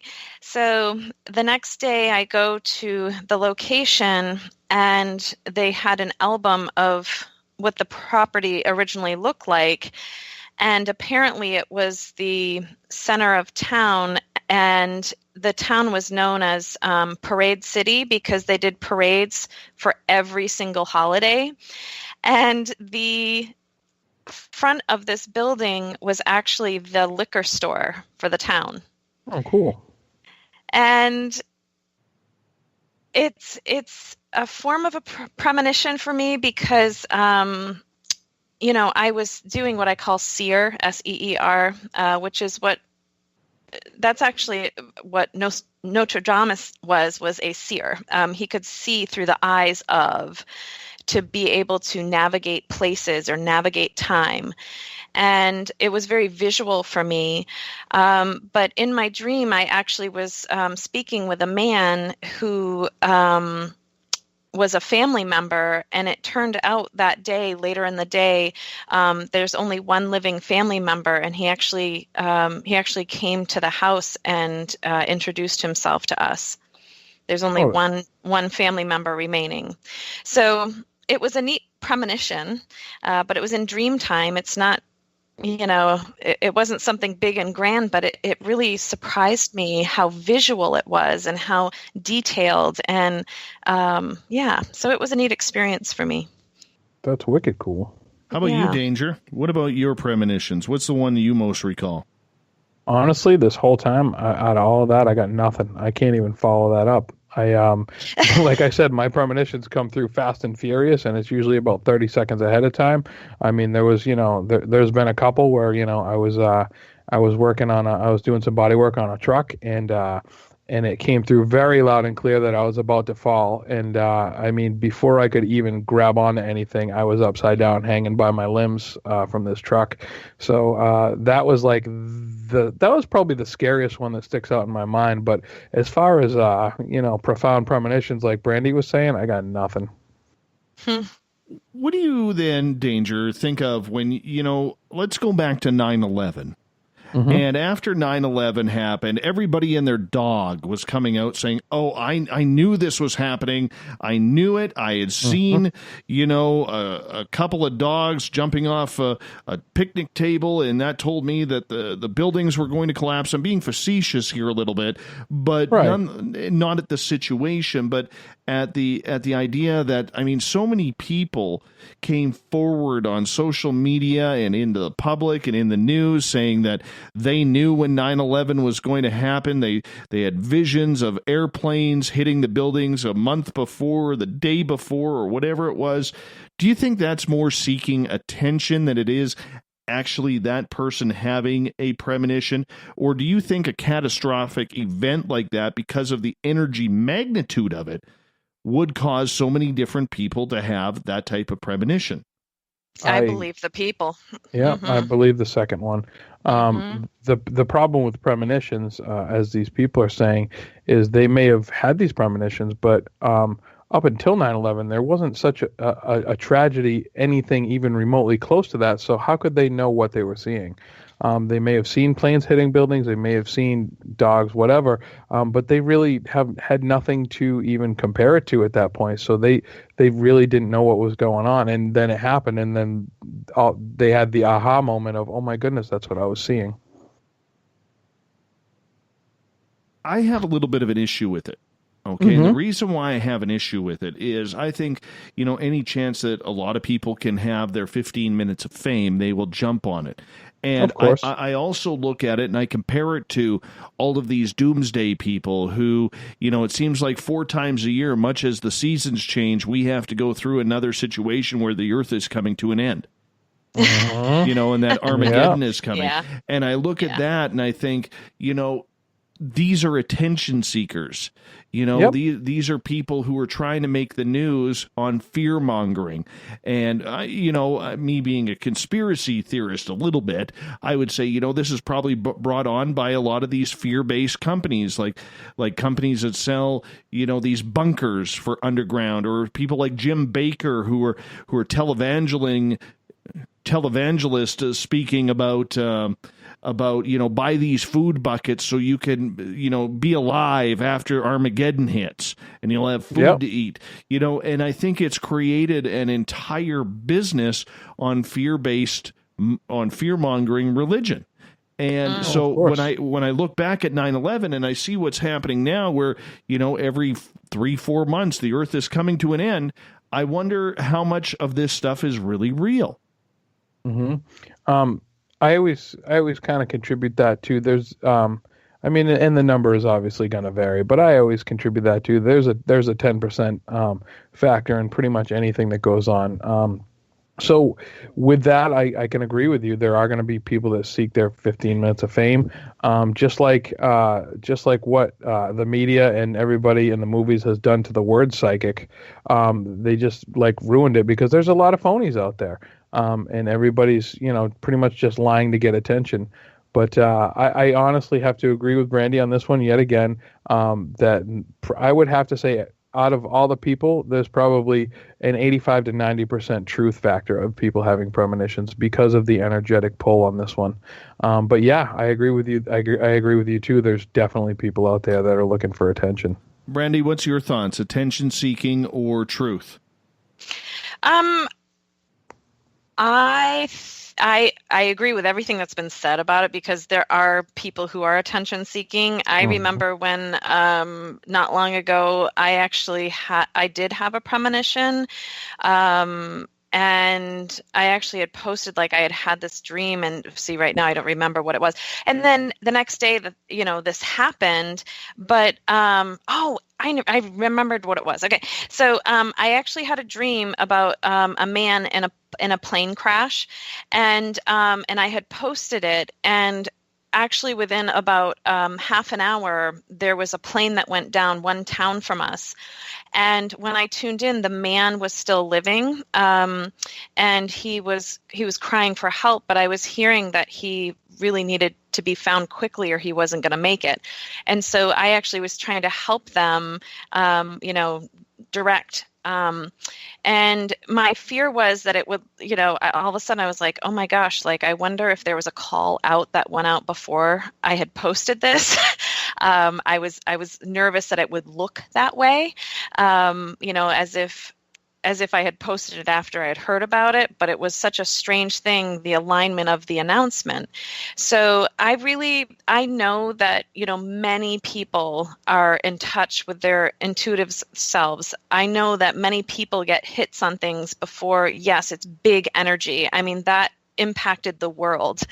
It's grief that will never end. I do believe that 10% are attention seeking. Mm-hmm. They're trying to make money off of, a situation. It's unfortunate, but it happens, Yep. Let's get to some audience questions here, if you don't mind. We're going to start off with Shar right off the bat here. She is asking, how does one have a premonition? Is it possible to train yourself to have premonitions? That's a good question. I would have to say, I don't know if you can actually train yourself to have premonitions. You can train yourself to do a lot of dream work and keeping a dream journal and astrally project and all that. But that would probably be the only way I would know that kind of popped into my head to train yourself to have premonitions is keeping a dream journal and being aware of your dreams, because that's what a lot of premonitions do come through for a lot of people is in dreams. And for me, I would say being in a clear space. Mm-hmm. When I say that, being in a clear space is being at peace with most things in your life. It takes work to be truly at peace. I mean, you'd have to be practicing the Buddhist way. But to be at peace with yourself, to go to bed with forgiveness, to, really keep your vibration in a very high vibration, as I was talking about earlier. But I actually have conversation with my guides. I don't like being disrupted when I'm sleeping. So I flat out tell my guides, please do not disrupt me when I'm sleeping tonight. Oh, there you go. And I used to ask for, please please connect me with my loved ones. I'd love a visitation before I go to bed. And within a week, I'd have a visitation. Ask your guides to work with you. Follow up from Char. Do you ever see it like you don't know it's a premonition until it's later or too late? Mm-hmm. Absolutely. All the time. Yep. Yeah. Yeah, that was an easy one. For a lot of people, though, I could see where that would be frustrating. Oh, it's very frustrating. Absolutely. And again, it's kind of like what we were talking about earlier, is paying attention. You don't pay attention to that inner voice, or, especially with me, the way it comes through for me is a lot of times it just comes through so often that I don't pay attention to it. So I do miss a lot of premonitions that way. I think with these premonitions, a lot of people will see them, but you mentioned dream state. A lot of people out there, Danger, don't remember their dreams until it's, unless it's something extremely profound.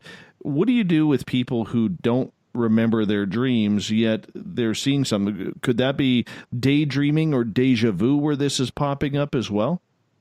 Yes, deja vu is very common. Daydreaming is a lot of people who have premonitions will describe it as a daydream state. So it's kind of like it's an altered state of consciousness, and that's where a lot of intuitives get their information from, is that daydream state. That's kind of like how they have to get in the zone per se. So definitely, as far as the deja vu or the daydream state. Now, what about people who are, struggling, to even remember all this? I mean, I guess what I'm saying is a lot of people don't remember their dreams unless it's something really profound. If you're someone who struggles to remember your dreams, Brandie, does this mean you're not somebody who has the ability to have premonitions? It's funny you're asking that. I had a woman the other night say to me, I don't even remember my dreams at all. She said, I don't even think that I dream. I don't even know what to say. Honestly, I've never heard of that. I really haven't. I've never, so your whole life you've never had a dream. I just was surprised. She said she does not recall ever dreaming. I'd really have to look into why. And, intuition is your imagination at play. So if you are not a person who can let go and truly allow your imagination, your intuition to come forward, that's the right side of your brain. The left side of your brain is your thinking.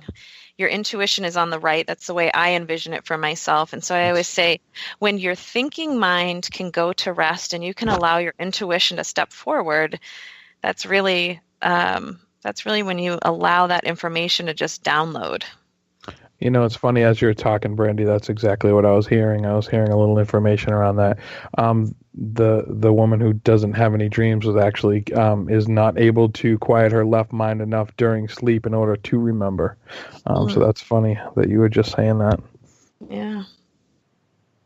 One of the examples I like to look at with this is people who have been taken by extraterrestrials or claim they've been taken by ETs. Whether it's through abduction or some sort of contact. They always say there are little signs that happen. Maybe that day they'll see blue butterflies, or the wind will be blowing in a certain way, or maybe it happens every time they have a steak and lobster. There always seems to be some sort of pattern. Does that happen with premonitions as well, as far as either of you know? Have you noticed that at all? Not so much for me, but I have done a lot of research and a lot of reading on the topic as far as dream state goes. And like I was talking earlier about the dream diary, etc.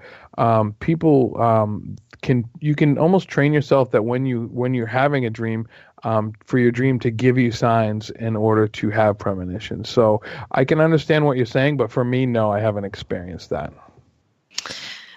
Brandie? Yeah, for me, I did have an experience as a child. So it was 1984, and I'm not sure if I've fully discussed this with you before, Dave, but I had an experience. Open it up. We're old friends now. You can open it up. And I don't talk about it a lot because I was 8 years old. I remember it clear as day. It's actually, if you look it up, it's called the Zeller experience. And it's called the Zeller experience because a police officer happened to have the same encounter. And since it's an officer, it's believable. Mm-hmm. So I had an experience where there was a UFO out my back window. And I saw it going back and forth over the hills. And it kept coming closer and closer. And I was in my house, but we had a big bay window, and the side windows were open. And I yelled to my mom, and I guess it didn't sound urgent enough, and she didn't. Yeah, like, Mom. But she didn't come. But the moment that I yelled, it was like a blink of an eye, and it was right by my window. And as a kid, everything looks bigger, everything's warped, as far as size, and but I would say it was probably about 500 feet from my back window. And it made a hum that I can't really replicate, but it made this hum that just moved through me. And then it zipped off to sitting from there, it zipped off to the west. And my mom saw the tail end of it. She actually saw when it left. And it was described the same way in the newspaper that I saw it. It had 3 lights. It was like this pearly, shimmery white. It was like a big tic-tac, classic. But after that, I started having astral projections where it actually started, and as an adult, I really started thinking back on, like, why was I able to do that when I was a kid? Like, it fascinated me. And it was around that age. Like, I can't say that moment really changed me and opened me and changed my vibrational being. It does. But it I did. know, yeah, and I've had other healers tune in for me because I don't really understand why I was able to. I could literally close my eyes, float above my body, and look at myself. And I was able to do that my whole childhood. And It was a result of that hum, that, right? That was the vibration. And that's why I talk about the hum, because I feel like I could actually feel it in my being. So well, that's what I'm being shown. Yeah, the field I'm in now, where I'm truly defining myself as a clairvoyant and a psychic medium, I actually worked with individuals with disabilities for 20 years. And it's because it was the healer in me wanting to help others. I did not define myself as a psychic medium or a clairvoyant, but I know that I was meant to help people. And I feel that really shifted my vibrational being. And to get to the question, like, do I get a cue before receiving information, or do I get what I call the chills of truth. And I get these chills that move. If it's through my left side, it means female. And if it's through my right, it means male. And they usually start at my legs and move up, but on occasion I'll get them from my midsection up. And it means different things for me. So I call it the chills of truth, but I think many people get those chills, like you hear something, or someone says something that really resonates. It's really like messages of resonation that it resonates with your being. So I call it the chills of truth, but I get those a lot. Mm-hmm. I do too. Yeah. I want to get to a question from Peter in our audience here tonight. He is asking, is depression linked to past lives, as far as either one of you know? It's an awesome question. I personally believe that it's not directly linked, but it definitely comes into play. You can definitely have some sort of an imprint from a past life that can cause depression. But for the most part, like we talked about earlier, that can be one of the life themes you came in with, one of your struggles, one of your things that you're meant to deal with this time around. For me, I would say, yes, it can be linked. We're we're not just this one being in this one lifetime. That's why, I have 4 children, and all 4 of my children, I mean, they are so completely different. They come from the same people. We all come in with our own story. So, yes, you can be influenced by your past life, like Danger said. But my belief with depression is, once again, it's that low vibration energy. How does one raise their vibrational energy? So depression comes from, it's a cord of energy between the sacral chakra and the heart chakra. And what I would work on if I were struggling with depression or sadness is raising my vibration through something rhythmic, like running, jumping, music, drumming, anything that can think about rhythm, because the sacral chakra is how you store emotion and soothe emotion. And that's where addiction will come in for people as well. So it's really about like shifting your vibrational energy to release from that sacral chakra to align your being, and you can overcome depression. All right. Absolutely. Yeah. Let's go to BTO's question here, where he is asking, and we'll start with you, Danger, on this one. Are spirit guides universal aspects of oneself, or are they external from oneself? It's an awesome question, too. I believe they can be a little of both. You're always connected to your higher self, which can kind of seem like a spirit guide, because that's your source. But at the same token, in my belief, from what I understand, is most spirit guides that we enlist have never incarnated on this planet before. So whatever planet we're currently incarnated on, our spirit guides haven't.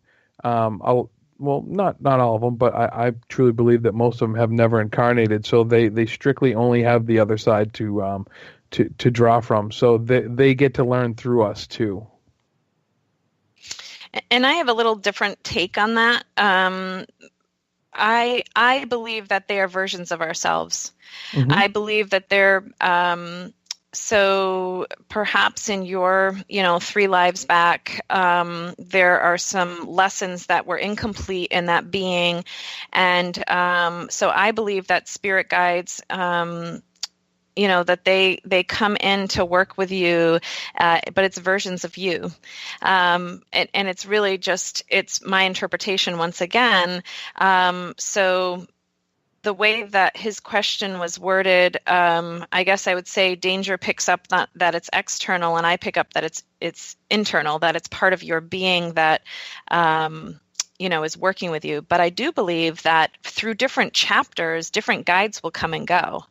So, I was raising 4 kids, trying to work full time, trying to balance all these things. And now my kids are grown, and now I've moved into a new chapter of my life. I know that I had a guide working with me to help me, mother and nurture my children when they were young. And I know that guide was able to step away so I can, they're good now. They've got the wings they need to fly. So I know there are guides that come and go, but I believe your main spirit guides are versions of yourself in another lifetime that already learned the lessons that you really need the guidance to, move forward. Nice. Yeah. Let's continue on with our audience questions here. Danny is asking, do spirit guides or guardian angels go generally unnoticed because they stop bad things before they happen? And does their intervention insinuate there is an important reason that you're still alive? Brandie. This just came up in a spirit circle. I love this, like the synchronicity that's coming up. Yes. There is definitely, you were talking about your experience, Dave, where, you experienced that for a reason. You survived, you're here. And there was an intervention from your guardian angels, to keep you safe that day. I believe that yes, there's a higher purpose for you if you survive something like that. But it's a close call for a reason. It's to make you look at life differently. Yeah. Danger, what's your thoughts on that? Very similar. I believe that if you are saved, like you were, it's because A, it wasn't your time to go. You're not quite done learning here, but B, it was kind of a wake up call that you need to start paying attention a little more. I don't know. The first part of the question was what was the first part of that question? Oh goodness. It was, are your spirit guides always there or something like that? Well, let me scroll back to it here. Yeah. Give me 2 seconds here. Asking, do spirit guides or guardian angels go generally unnoticed because they stop bad things before they happen? Oh, I got you. Or does their intervention insinuate there is an important reason that you're still alive? So spirit guides, to me, usually go unnoticed until we're made aware of them. And once we're made aware of them and we start talking to them and having communication with them, life gets so much better. So everybody that's listening right now, start talking to your spirit guides. Even if you have no idea what their names are, just say, "Hey, spirit guides, I want to talk to you," because they will start coming through a little louder and clearer. So they do go unnoticed until you realize that they're there, and then most of the time people, kind of at least ask for the help once in a while. All right, let's move on to another question. This one comes from Trip, who is asking, what is the difference then between premonitions and déjà vu? That's let's see. For me, déjà vu is remember earlier I was talking about how you kind of plan out these major events in your life before you incarnate. Déjà vu to me is kind of like one of those aha moments where you're like, oh, okay, I remember I'm on the right track because I remember planning this out. That's a déjà vu moment for me. Premonitions are a little different in the fact that it's kind of like, you get a little glimpse of what's coming up in order to either do something about it, alter it, or in my case, just to be able to witness it twice. Mm-hmm. For me, déjà vu, it's the acknowledgement of familiarity in a moment. So I really think it's connected to past life. Okay. I believe déjà vu is connected to a past life, and it's a looping of an experience that you're having. Premonition is the ability to see the future, to be able to tap in on what's next. So to me, it's like, one is behind us and one is in front of us. Yeah. I still haven't figured out the whole déjà vu thing. It still trips me out a little bit. It does. Mm-hmm. Yeah. Yep. Let's get to Alyssa's question, because we only got about 5 minutes here before we got to go to our final break of the night. And I'm hoping you guys will stick on for another 30 minutes before we get to the news. I'm going to convince you of that afterwards. I know you're. I mean, we're all awake here, and Brandie, you're such a night owl who was supposed to be in bed 3 hours ago. But nonetheless, we're getting back. Good. We're getting back to your Vegas days here, Brandie. That's what we're doing. Yeah. Let's get to Alyssa's question here. She is asking, you mentioned guides, but have you ever had a clear visit from an ascended master? Brandie, let's start with you on that one. I have. I practice guided meditations to meet with my guides, and it's very visual for me. And I've had several times where Mary and Jesus actually crossed my center line of my energy. And I know that I worked with them in past life, whether it be just in prayer, or calling them in to work with me.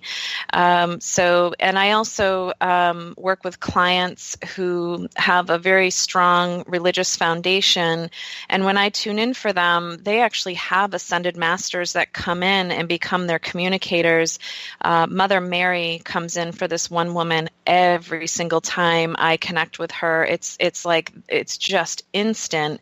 And the most enlightening, fulfilling, loving, maternal feeling I could ever describe. But this woman, walks the path of Christianity with her whole heart, not just on Sundays. So Mary is very present with her. So nice. Yeah. How about you, Danger Man? Let's see. Yes, Ascended Masters, absolutely. I am a Reiki practitioner, and when I do my Shambhala Reiki, I do call in the Ascended Masters. And it's kind of crazy because I call in a bunch of them, and only the ones that are needed show up. And I don't always know which ones they are, but I can feel the different energies. I know I get to work with Metatron and Melchizedek a lot, and the archangels are always near when I'm doing healing work. So yes, absolutely. All right. Looks like we got about 2.5 minutes here before we got to go to break. We can sneak in another question here. We're going to go back to Shar here for a minute, who says, have either of you ever run into demons pretending to be good? I haven't. That's a question. I know I've heard stories of friends who have encountered this. There's a story. Me personally, no. But as I recall, one of my colleagues was talking about they were doing a house clearing, and investigation, and kind of helping spirits cross over.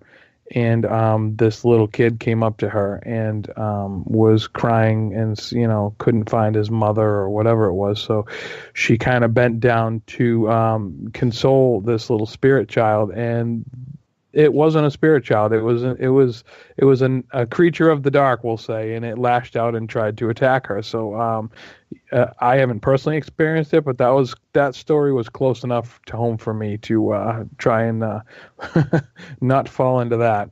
Oh, who hasn't been attacked here among friends? Seriously, yeah. Who hasn't been attacked? I got attacked last month. Nice. I have been attacked, but they weren't pretending to be good. I knew that they weren't good. So yeah. You know what? I want to do a little experiment with you guys. Mm-hmm. And we're probably running out of time, but I'll set it up here. Let's do an experiment after the break. Because a few weeks ago, and I told this story last night on the air, and for those who didn't tune us in, I'll fill you in, and I know I'll fill you guys in because, Brandie, you would have been sleeping while we were on the radio. But you're such a night owl. But nonetheless, sorry, Brandie, that's funny to me. Picking on you. Nonetheless, about 6 weeks ago, I was on the phone with one of my team members, Amy Martin, and I heard my son yell upstairs. Kind of a children's laugh / giggle / scream, high-pitched scream that toddlers do. Problem was, my son wasn't at home. He was at daycare. All right? Oh. So yesterday, I'm on the phone with Everett Thiemer from The Encounter, and there's a knock, like a childlike knock, at my studio door. And here I thought it was my little guy coming to get me to tell me it was time for dinner. I open up the door. Everett heard the knocking on the phone.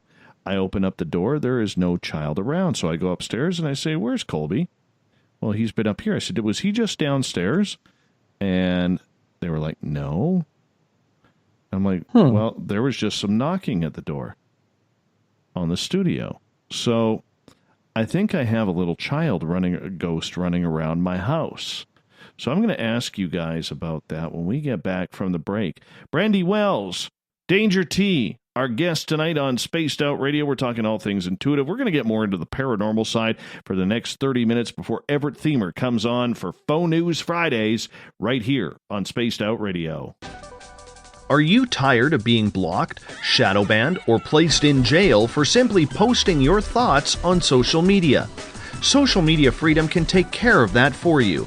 Social Media Freedom is the newest and one of the best free new apps that allows you the freedom to post what you want, when you want. It takes seconds to download from your app store. Come join the tribe at Social Media Freedom. It's time to set yourself free. The first annual Caribou Paracon is happening September 28th to 30th in the 108 Mile Ranch, British Columbia. Brought to you by the Canadian Society of Questers and Spaced Out Radio. Come listen to our featured speaker, Grant Cameron, along with Elizabeth Anglin, Paisley Town, Mike Moran, Eric Cooper, and more. It's a 3-day supernatural adventure at the Spruce Hills Resort and Spa. Tickets for the weekend are $150 Canadian. The Caribou Paracon, celebrating everything paranormal. A timepiece is a reflection of who you are, and what better way to show off the real you than with an Escape watch? Escape is a lifestyle brand accessorizing your days and nights. Choose to escape and create the life of discovery that you deserve. Dream, play, unite with your own personalized escape watch. Head to escapewatches.com. There is no time like the present to enjoy your escape. Use promo code SMF2017 for your 20% discount today. Looking for a place to advertise at a very reasonable cost? Look no further than Spaced Out Radio. SpacedOutRadio.com has an advertising tab that you can click to check out our daily, weekly, and monthly packages to play on the radio, or our website including social media. From commercial spots to banners, we have it all. Check out our competitive pricing today. Find yourself constantly looking up in the sky, looking for answers? Have you had extraterrestrial contact? Are you an abductee? Looking for answers to your experiences? Hi there, I'm R. Keith Andrews, Spaced Out Radio's resident ET expert. Join me live the first Friday of every month where I take questions from the Spaced Out Radio chat room and help you understand those from the far-off world. It's 2 hours of knowledge every experiencer should listen to. Hope to see you there. Not ready for bed on Saturday night? Right after Spaced Out Saturdays, hop on over to S4 with Corey Ruiz and me, Eric Cooper from Forest Moon Paranormal. With S4, there are no limits to what we try and uncover. From government conspiracies to helping clean up the paranormal, no topic is safe on S4. We get to the heart of the matter, of the subjects you want to learn more about. So tune in on S4 starting at midnight Pacific, 3 a.m. Eastern, only on SpacedOutRadio.com. Are you intrigued by Paranormal Talk Radio? You'll love the new Paranormal Radio app from TalkStream Live. You'll find a great selection of talk shows covering UFOs, ghosts, strange phenomena, and much more. Download the Paranormal Radio app now and start listening to the very best in paranormal talk entertainment, including the network you're listening to right now, the Paranormal Radio app, free in Google Play and the iOS App Store. The Call of the Wild is in Vancouver. The Moose Vancouver is one of the hottest bars and restaurants in the city. Open until 2 a.m. nightly, the Moose will rock you like a hurricane all night long. Great food with everything on the menu at $6.95 near the corner of Nelson and Granville. Get your horns up and come rock with us. The Moose Vancouver, the official rocking bar of Spaced Out Radio. Visit purpleplates.com today. For over 40 years, the Purple Energy Plates have been delivering amazing results for their many customers. Inspired by the great genius Nikola Tesla, the harmony, healing, and energetic effects of the plates have proven over and over to be beneficial and often miraculous to thousands of customers. Check their site for daily specials and choose from their many energy products. You won't be sorry. Visit them today at purpleplates.com. When it comes to the news, we look for the stories that the mainstream won't cover. Welcome to Spaced Out Radio's The Encounter. This is News Director Everett Thiemer. The Encounter is about the weird and strange stories that occur daily, and we scour the world looking to bring them to you. You can hear me with Dave Scott every Monday through Friday in our Encounter news segment. Read us online at spacedoutradio.com or check us out and give our Facebook page a like at SOR The Encounter. So come give The Encounter a read. Do you want to know the truth? Do UFOs exist? Are aliens real? Are the governments hiding the biggest secret in history? We're UFO seekers, and we're on a hunt for the truth. Subscribe to our YouTube channel and follow along with us as we journey across the United States, visiting UFO hotspots and alien hotspots, trying to document the UFO phenomenon. Catch us on Spaced Out Radio every third Monday of the month as we discuss Area 51, UFOs, and more. And also, don't forget to subscribe to us on YouTube. You hear footsteps in the empty room above you. A rocking chair begins rocking by itself. Don't be afraid of the things that go bump in the night. Reach for Spirit Storybox, the iPhone app the Huffington Post UK called the only ghost hunting app you will ever need. Spirit Storybox. The spirits are telling their stories.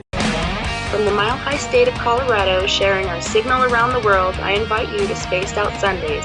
Hi, I'm Tessa Nicole Thomas, and I'm closing out the week by taking you on a paranormal journey to the world of the weird. Ghosts, aliens, psychic phenomena, I will hit it all in your questions too. So let us highlight the paranormal for you. So come join me for Spaced Out Sundays starting at 9 p.m. Pacific, 12 a.m. Eastern, only at spacedoutradio.com. The views and opinions expressed by tonight's guest and topic of discussion do not necessarily represent the official policy or position of Spaced Out Radio, Spaced Out Weekend, Spaced Out Radio Limited, its hosts, syndicated carriers, or anyone associated with this broadcast. You're listening to Spaced Out Radio with Dave Scott. Follow Dave on Twitter at Spaced Out Radio and hashtag Spaced Out Radio, and on Facebook, Spaced Out Radio Show. Now, back to the program. Welcome back to the third and final hour of Spaced Out Radio. Tonight, I am your host, Dave Scott. Good to have you with us. Tomorrow night on the program, we're going to play a network replay. Then on Sunday, Tessa Nicole Thomas is back live with Spaced Out Sundays. We get going at 9 p.m. Pacific, midnight Eastern Time at spacedoutradio.com. We welcome back everyone listening in on the SOR Radio Network. And don't forget, you can also check out our archives. Go to youtube.com/Spaced Out Radio. Do me a favor, hit that red subscribe button. Bill Cardwell has set the password for tonight in the SOR Space Travelers Club. Eclaircissement. Eclaircissement. There we go. Eclaircissement is your password. Make sure you use it wisely, Space Travelers, as Bill sets the password each and every night right here on the mighty SOR. Damn it, I hate those passwords sometimes. Our website, spacedoutradio.com, where we got a plethora of features for you. Rock out to some Bumblefoot, shop at our Spaced Out Radio store, read up on the encounter online, or watch great videos from UFO seekers and so much more. Brandie Wells and Danger T are with us tonight. We introduce them for the final time as we get ready to talk a little paranormal with these two. And I also want to remind you that at the bottom of the hour, Faux News Fridays with Everett Themer from SOR's Encounter Online as well. Brandie, Danger, welcome back. Thank you. So right before the break, I was filling you guys in on what I think is a child ghost around my house. What did you guys pick up? I was doing a little automatic writing, and I actually heard it's a male who died too young. He's actually doing some shape-shifting. Shape-shifting happens when someone dies too young. They feel they have unfinished business. But my curiosity would be, why is he present and making himself known with you? And I'd be curious tuning into you as a field of energy. Yeah, go right ahead. If you are open to it. And I want to see what Danger's getting first, too, before. Danger, what were you picking up on? Well, actually, when he was talking about he heard his son upstairs and his son was at daycare. The first thing I heard when you said that was I don't know if it was maybe nap time at daycare or if the kid was projecting, but that's kind of how it came through to me. But when you were talking about the knock on the door downstairs at the studio, that was a completely different feeling for me. And I think I was saying to Brandie during the break time, I had a weird feeling, and I couldn't quite put my finger on it. My house, I've had astral travelers come here. Oh, yeah. And Tony, who's with Forest Moon Paranormal out of Washington State, he's actually done some astral travel work at my house. And it's funny because when he astral traveled over here, he was like, holy cow, Dave. He goes, your house is like a Kmart blue light special for the paranormal. He's like, you got Sasquatch energy in the backyard. You got alien energy all over the place. There's fairies all over the place. There's a fire elemental in the house that protects the house. He goes, you got everything going on right now. I'm like, awesome. Wow, welcome to my house. Welcome to my world. That's cool. It's actually really cool. But see, we call those things in. Right. We call those things in, like sometimes it's, we do it consciously or subconsciously, like wanting to feel safe. And so your soul will call in what would bring safety. I want playfulness and joy, and I'll call in the fairy energy. And but you have to just be in you're in a good vibration with your energy that you're calling in all of those things. For for me, I keep picking up on a male that's with you. And I got what I call from my psychic dictionary, because I have these, anyone who works in mediumship or, any form of tuning in, you form this psychic dictionary, and it's almost like these visualizations that will pop in that hold meaning. And I heard the song "Slow Down, You're Moving Too Fast," and it's a song that pops up for me when somebody dies too young. And they die too fast. And typically it's in an accident, some sort of an accident. So I was picking up on a male that died too young, that you actually know that was in an accident. Oh, okay. I'm trying to think here. Like, young is in how? Is in child or? No. I was getting an adult male. And I can see if I can tune into it a little bit more. I'm just giving you like the little backdrop on what I was picking up on. So let me just see if I can go a little farther with that.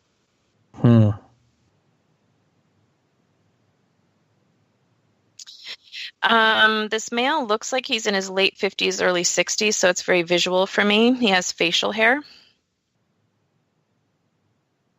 Okay. And I'm hearing he died from, it's a fast passing. It's definitely fast. And I'm hearing this is within the last 10 years that he passed. Okay. And I can keep moving forward into where this is coming in. This is actually some sort of a friend/acquaintance. Like, it's not someone that you're really close to, but you had an awareness of this person. So I'm trying to figure out, would this be through a work connection, or is it because it's not family? He's not popping up in your energy field for family. Do you know someone who died in a motorcycle accident? Oh, goodness. Put me on the spot here. It's okay. It's prime for seeing psychic a motorcycle. amnesia. Yeah, and I receive and I just let go. You can put the pieces together later. I'm okay with it. I'm seeing someone. He just showed me a motorcycle. I wrote motorcycle 3 times. This is coming through as like an acquaintance. Someone that you knew but you're not close with, but you have an awareness of. But what's interesting about him is he keeps doing what I call shape shifting. So he keeps going from like this male who looks like he's in his late 50s, early 60s to a child, and he keeps going back and forth and back and forth. I don't know why he's trying to get your attention. I'm kind of feeling his passing would be right around 2010. And I don't know if this is a classmate or not, but it's definitely like Brandie was saying. It's not someone that you would have like hung out with and had drinks with, but it's definitely someone that you knew. And I just heard he just said the word brother. I could actually hear him. Oh. I don't know if you know his brother. I just heard yes. Okay. Now I got to do some thinking, because here's one of the things. Since I moved up north, I become quite recluse and introverted. Like, a lot of my older friends, I have zero contact with anymore. Mm-hmm. That happens. Yeah, it does. So now I'm thinking. Yeah, just let us know later. I always find it fascinating when people connect the dots. It's just coming through very visual for me, very visual, but not a whole lot of time. I heard the word brother, so I will have to do some thinking on that. We'll have to do some thinking on that. And for me, I always say, like, there's validation and information, but the gift is the message. And what I'm hearing is I am at peace, and his brother needs to know this. His brother is living. So. Yeah. See, the last time I did something like that, I got threatened. Oh, hey now. Yeah, no, I seriously got threatened, and I lost my best friend of 28 years over that. Oh, really? Oh, that's rough. Yeah, wow. And I'm there. That brings up a very intriguing topic of conversation, because that is actually something that a mutual friend of my best friend of 28 years and myself passed away a year and a half ago. And I actually, about 4 hours after I found out about his death, I got hit with an absolute anxiety attack that I needed to go over to the other side and help him cross because he was quite atheist. Oh, okay. And there was really, really dark energy that was surrounding him. So to keep a long story short, I helped him move on and showed him, got him out of that area and showed him, that now that we're on the other side, you can do pretty much anything that you want. And anyways, his niece contacted me a couple weeks after his passing and asked if I had heard from him from the other side. And I said, yes. I said, I will help you out with as much of this as possible. But if his twin brother finds out, I'm done. And lo and behold, after his mother contacted me, his niece contacted me, right before Christmas of last year, of 2017? 2016. His twin brother, who is not the most stable individual, called me up and actually threatened me. Wow. And so ever since then, I have had a real tough time in not wanting to deal with this stuff, because in the end, it's about safety. In the end, it's about, I have a family to take care of. I have friends I need to take care of. I have other people. And this one cost me a lot. All because I opened my mouth. And that's just a road that I cannot go down again. Oh, that's fine, though. You don't have to. Yeah, that's so interesting, though, because I get a lot of what I call like messenger messages. Oh, yeah, we get that a lot, where like I will see someone come into someone's energy field, and for someone who's living, like I'll hear a message for someone's sister, and I get that a lot, but it's because spirit's trying to find their way to get through to someone. But I always tell people, only express it if it feels right, right. like you really have to. It doesn't mean like, just get on Facebook and send like, oh, your mom just visited this medium, like there's a time and a place. Make sure that you're aware of how you share that information. Right. Yeah. Mm-hmm. Because you never know who's going to be open or not open to it. Yeah. Yep. Yeah. No, I really, that was a situation that scared me, because literally he said he was going to come up and kill me. Oh, that was very nice of him. And I got him calmed down. He goes, I've known you for 20 years. He goes, what's all this psychic BS and all that? I said, I just calmed him right down with everything. And I just said, look, I said, I'll tell you what, out of respect to you, if your because he thought that I was reaching out to the family. Oh. That's what he was told, is that I was the one coming up to the family saying, hey, by the way, so-and-so contacted me. And I said, no, that wasn't it at all. I said, maybe you need to talk to your mother and talk to your niece about who contacted me first. So once he realized that he was in the wrong about that, then I was able to work around the other stuff, and I said, look, I tell you what, out of respect to you, I will, if anybody from your family calls again, I will direct them to someone else. I said, I'm not here to cause any trouble. I said, nice. You've known me for 25 years. I'm not about to do that. What's awful is the whole time you're talking and I'm hearing this man actually has an attachment. Mm-hmm. Oh, yeah, he does. Mm-hmm. He's not involved in a good scene. So. Yeah, that's too bad. I always send people like that, white light, send them the angels. You can't change them, so at least you can try to shift their energy and send some healing. Yeah. Yeah. Just a quick question, and I'm going to answer this one from Alyssa. She was asking if we were planning on doing audience readings tonight. No, on this show, we don't do readings. We do not do readings on this show. That's why we have Psychic Sundays. So you have to tune in on Psychic Sundays to get your readings. But the Monday through Friday show, we do not do readings. I apologize, but we haven't had much luck with that in the past. And, it's something that I've chosen on an editorial decision not to do and save it for the weekends.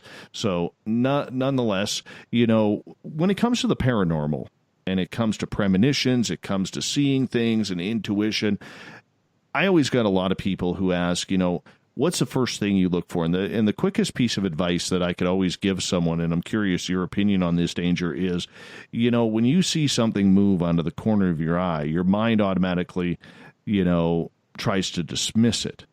I always say, go with your first instinct. You saw what you think you saw. Would you say that's a good start in people trying to figure out if they're actually seeing anything when it comes to the paranormal or even psychically? Of course. If you see something out of the corner of your eye, you definitely saw that. Your mind's not going to make stuff up. And the natural defense mechanism is to say, oh, well, maybe I didn't see anything. Or that's the logical mind. That's the left brain kicking in, trying to hush everything and shut it all down. And that's a total natural response. But that's where you start to see things, is out of the corner of your eye. I don't know anybody that started that way, that could look directly at a spirit and see them like full force dead on. I mean, unless you're really born with a strong gift. But that's how it usually starts, is out of the corner of your eye, because you're not focused. Your left brain's focused on what you're looking at, but your right brain's got your periphs covered. So that's how it works. Mm. Your thoughts, Brandie? Yeah, for me, I've been having those experiences all day today. I'm open, but I'm very controlled with my energy, when I'm on and when I'm off. But I've noticed that when I space out, that's when I kind of start shutting down those, I'm on, I'm off abilities. I actually was having I live in an 1840 farmhouse in an old New England village, and I used to have a lot of activity in my home, but I've worked at controlling it. Believe what you see. You don't manipulate it. As soon as you manipulate it, it's not intuition anymore. It's your mind taking over. And I always tell people, if there's anything I can teach people about their intuition and how to open up, it's to learn to trust what comes in and not manipulate it. Like, as soon as it comes in, say it. As soon as it comes in, believe it. Because that is, like I said earlier, your intuition is your imagination at play. Your imagination is your intuition at play. It's all the same. It's a connection to your higher self. Believe it when you pick up on those visualizations, especially. I love that peripheral. That's what kept happening to me today in my kitchen. And I'm like, all right, there's a woman behind me, but I don't know why she's behind me. And I was trying to shut off because I was working on other things. So, yeah. Nice. Yeah. How do you debunk your critics? It's a good question. Debunking critics. Not really my favorite thing to do. People who say that you're fishing when you're asking questions, you're fishing for information. Oh, okay. Go ahead, Brandie. Yeah, I normally don't. I'm very careful about the questions that I do ask, that it doesn't come through as fishing, and that's very intuitive for me as well. So I always tell people, like, mediumship is a thicker vibration to move through. Your loved ones are with you, but it's not instant. You actually have to pull them through the veil and give them the opportunity to bring that validation.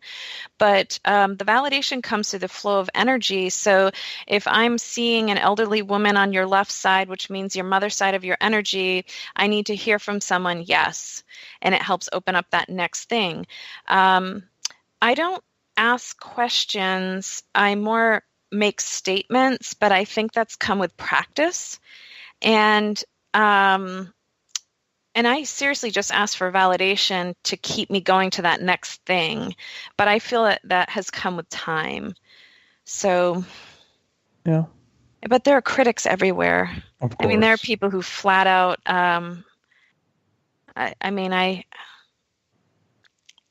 I've learned to just let it go, because I can't control that other people think. I'm not here to prove myself to anyone. And if you're here seeking out, what I'm able to offer, so be it. But it used to hurt my feelings, and it doesn't anymore. There you go. Yeah.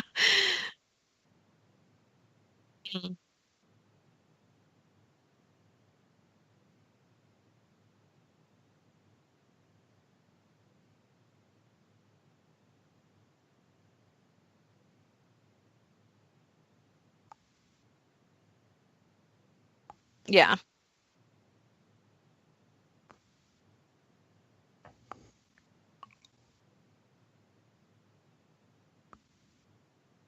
Yeah.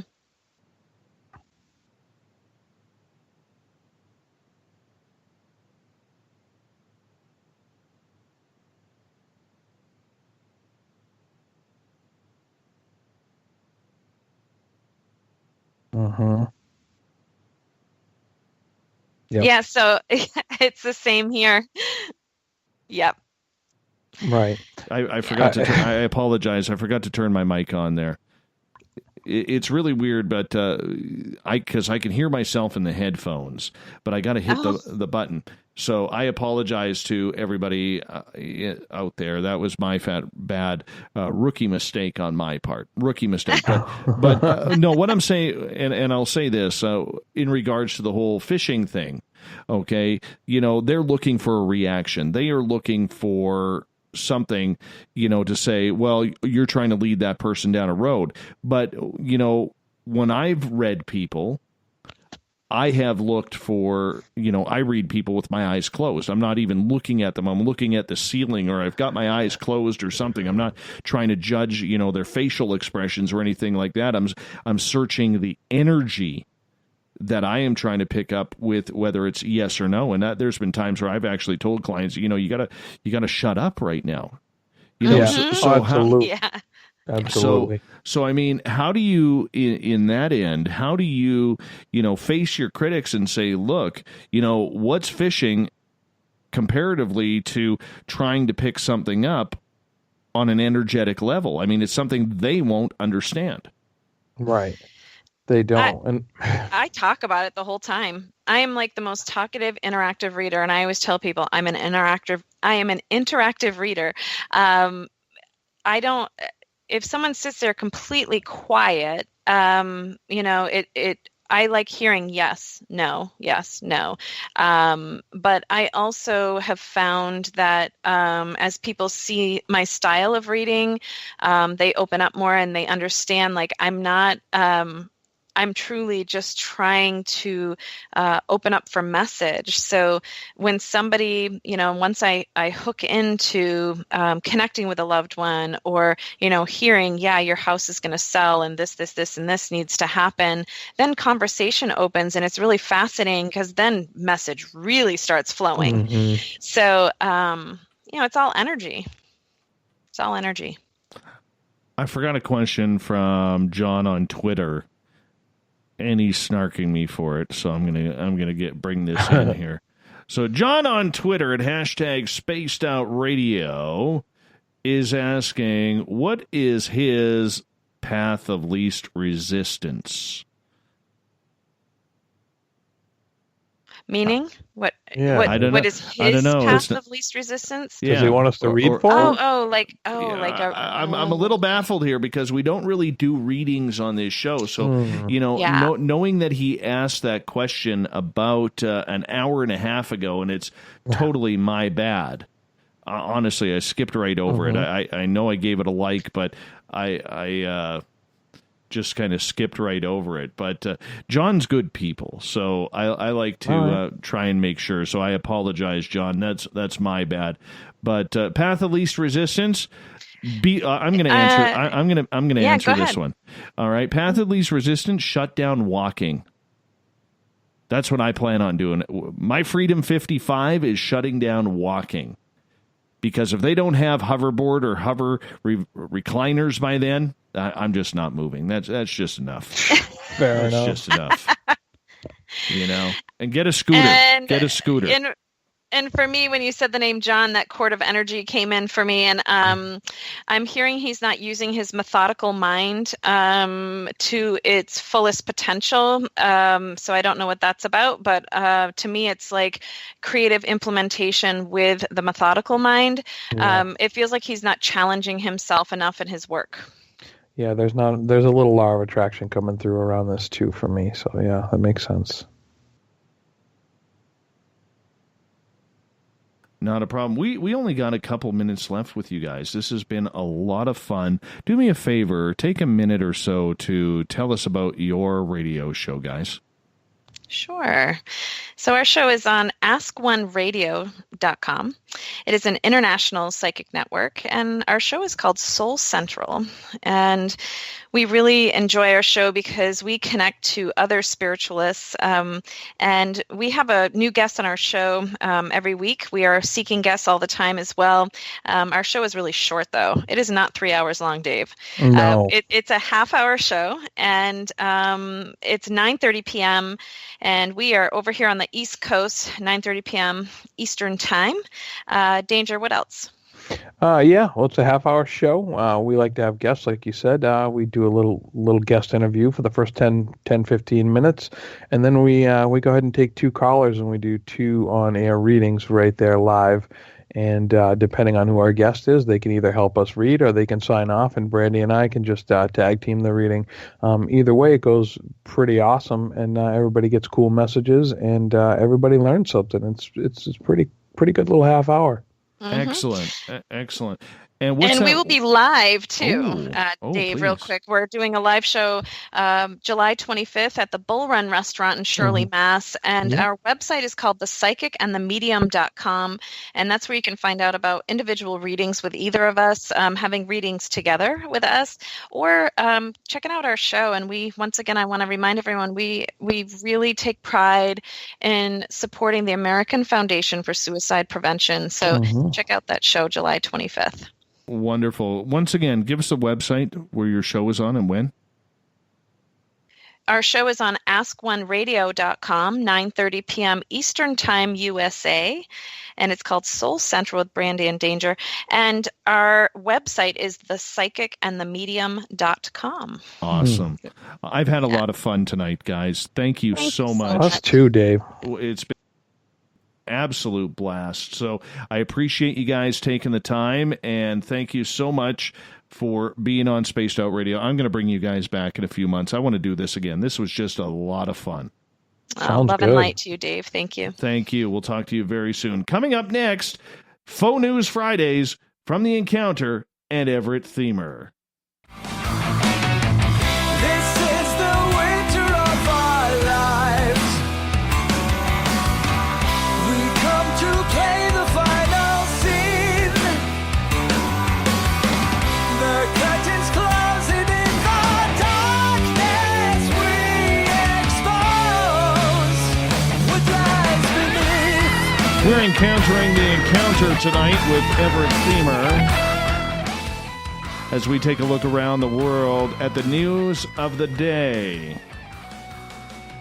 The news is always changing, and that's why we bring you The Encounter online. So we always want to say hello, how are you, to our news director, Everett Themer from The Encounter. You can find our Encounter page at facebook.com/SOR The Encounter. Everett, welcome to Faux News Friday. Hi, how are you? I'm doing good, man. I'm doing very, very good today. You know, I mean, it sucks about Vinnie Paul, man. Vinnie Paul was just the premier heavy metal drummer, was he not? He was, and that family is, I mean, they've had some tragedy in the past. It's tough. Yeah. Vinnie Paul from Pantera, Damage Plan, Hell Yeah, more recently passed away at the age of 54 tonight. And, you know, to our audience, I need you all to do me a favor, a big, big favor. What I need you to do is I need you to send a bunch of peace, love, light. Doesn't matter if you believe in anything or not, okay? But Jamie Sexton from the Rebel Planet, who was just on this show last night, he and Vinnie Paul have been best friends for like 20-some years. All right. And if you're a music fan and you love Pantera or Hell Yeah or Damage Plan, and you suffered through Dimebag, his brother, getting shot and murdered on stage back in 2003. This one hits you pretty hard because Vinny, for all intents and purposes, you read anything on the guy, he was a damn good guy. He just loved to party and he loved to rock and roll. And, he'd like to do everything very, very hard because that was the rock and roll lifestyle. But Jamie's hurting right now. So if we could get all of our listeners out there to send Jamie Sexton some peace, some love, some light, some comfort during this very, very difficult time for him. I'm going to try and hook up with Jamie after the show to see how he's doing, because he's a very, very good friend of mine, but just want to send him some love and let's send that to the entire rock and roll family who is devastated by this loss of Vinnie Paul tonight. And didn't he do a lot to help Daryl's family after after his kid or after Dimebag Daryl's kids lost their father essentially after being shot? Didn't he do quite a bit? I mean, for his own family. Yeah. And he took quite a while off of music and kind of suffered in silence for a long time. Yeah, he lost the rhythm, as they say. He lost the rhythm. So, I mean, it's a tough loss for rock and roll. And if you're a rock fan, you know who Vinnie Paul is. So rest in peace, Vinnie Paul. Keep on rocking. I mean, the good news is, for most of us who listen to these shows and do these shows, we all believe in some sort of afterlife. One hell of a party going on right now with Dimebag and Vinnie jamming once again to Cowboys from Hell. It's going to be awesome. I would love to see that show. Love to see that show.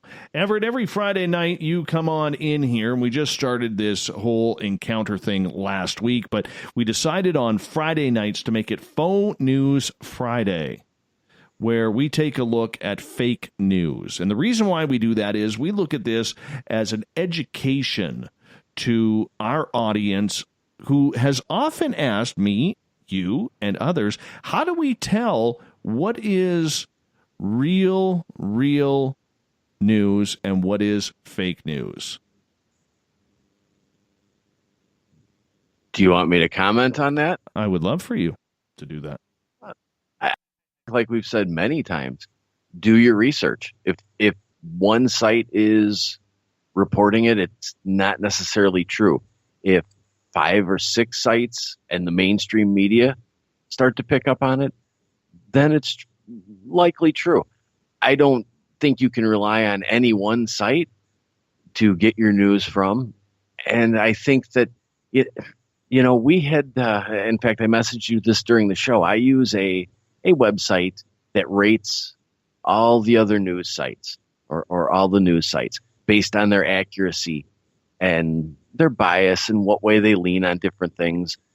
And as I'm looking at the site, I scroll down to where their ads start to pop up, and there was clickbait and fake news ads on this website designed to give you the ratings and the truth about other websites. Nice. So it's kind of, it's kind of becoming even harder to tell. I mean, I know that those ads popped up probably because I was searching fake news in the past day or so. But you would think that a website geared towards that kind of information would have a filter or a way to keep the fake news off of a site designed to, illuminate the fake news or show the bias. You know what my favorite one of those always is, Everett, is they'll show some hot girl who just won a ton of money at the local casino, and they're going to show you how to take advantage of your local casino. And they always say in my area, so-and-so won $182,000 at the local casino in 100 Mile House. My town doesn't even have a frigging McDonald's, man. Why would I have a casino in my town?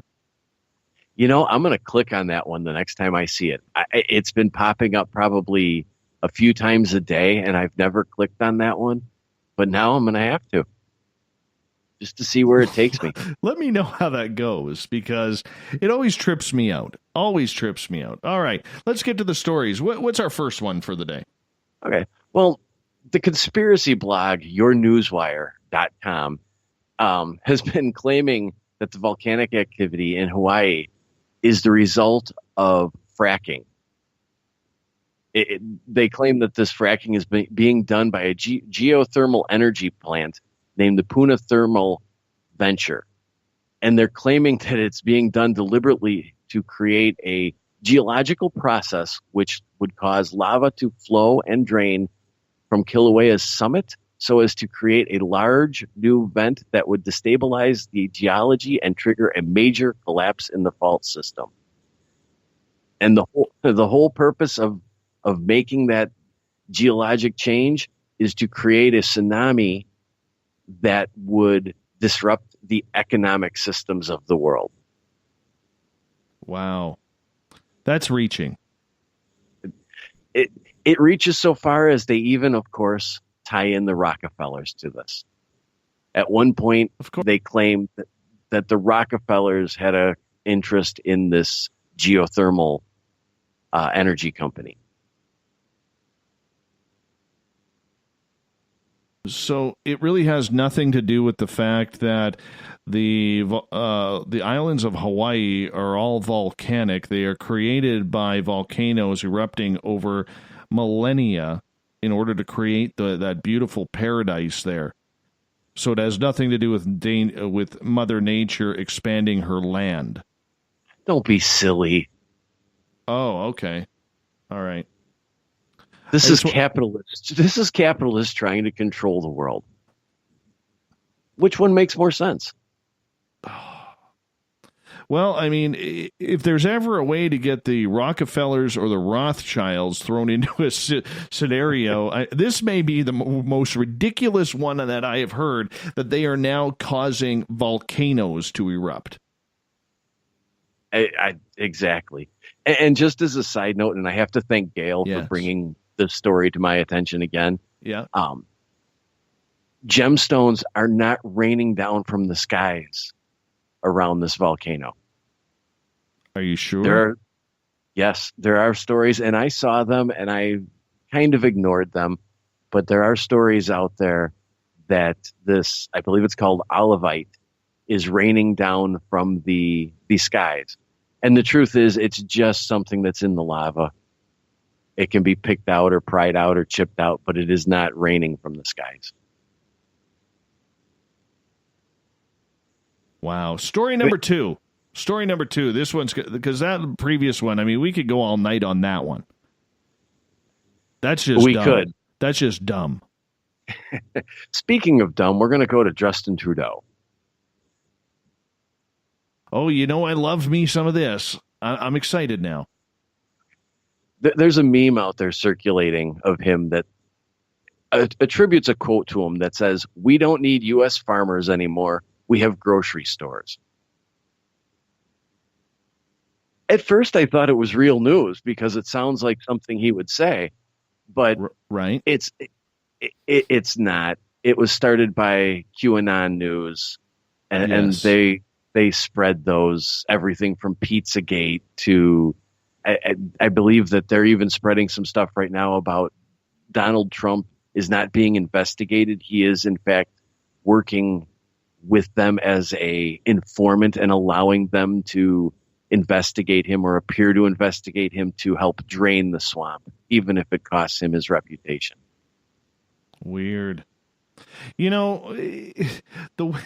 The way it's going up here with Justin Trudeau, I mean, you guys all know I'm not a big fan of my Canadian Prime Minister, and yes, I did vote for his party back on the previous election, and I was wrong. I'm more than man enough to say that I was wrong. Well, and he's done some pretty stupid things, okay? People kind, creating new language, okay? But he's also done a lot of help, okay? He's brought a lot of legitimacy, especially to the homosexual community, which I think is fantastic, and really pushing that It doesn't matter whether you're gay, straight, trans, whatever, you're a person. I like that, okay, because humans are humans. He does have a great sock collection, too. I hate it when people, insult him all you want. Leave the socks alone. They are innocent in all of this. But socks. I like a good pair of socks. But nonetheless, okay, I mean, this QAnon is stirring up a lot of fake stuff that people are believing. A lot of fake stuff. And it's scary, that in a way, either directly or indirectly, they're trying to tie their name to Anonymous. And I think it's dangerous. I think Anonymous, for the big part, has done a lot of good things in bringing things out. I know a member of Anonymous, and, he had filled me in quite a bit on the way the group works, especially on the dark web. And I think, this whole QAnon thing has taken all of that work and could immediately throw all the good work that Anonymous has done right in the toilet. Yeah, but what does it say about people when they immediately accept a statement like that, as whether they accept it as truth or possibility? I mean, I'm not going to say that I have much of an opinion on Trudeau because I'm not in Canada, but what I see, he's got his faults and he's made his blunders. But to honestly attribute something like that, where you try and imply that the guy doesn't even understand that food doesn't just magically appear inside a grocery store. The guy is naive. Okay, the guy is naive, but he's not stupid. Exactly. But it falls on the consumer, the reader, however you want to phrase it, to make a realistic judgment on a statement like that. Exactly. But the problem is a company like QAnon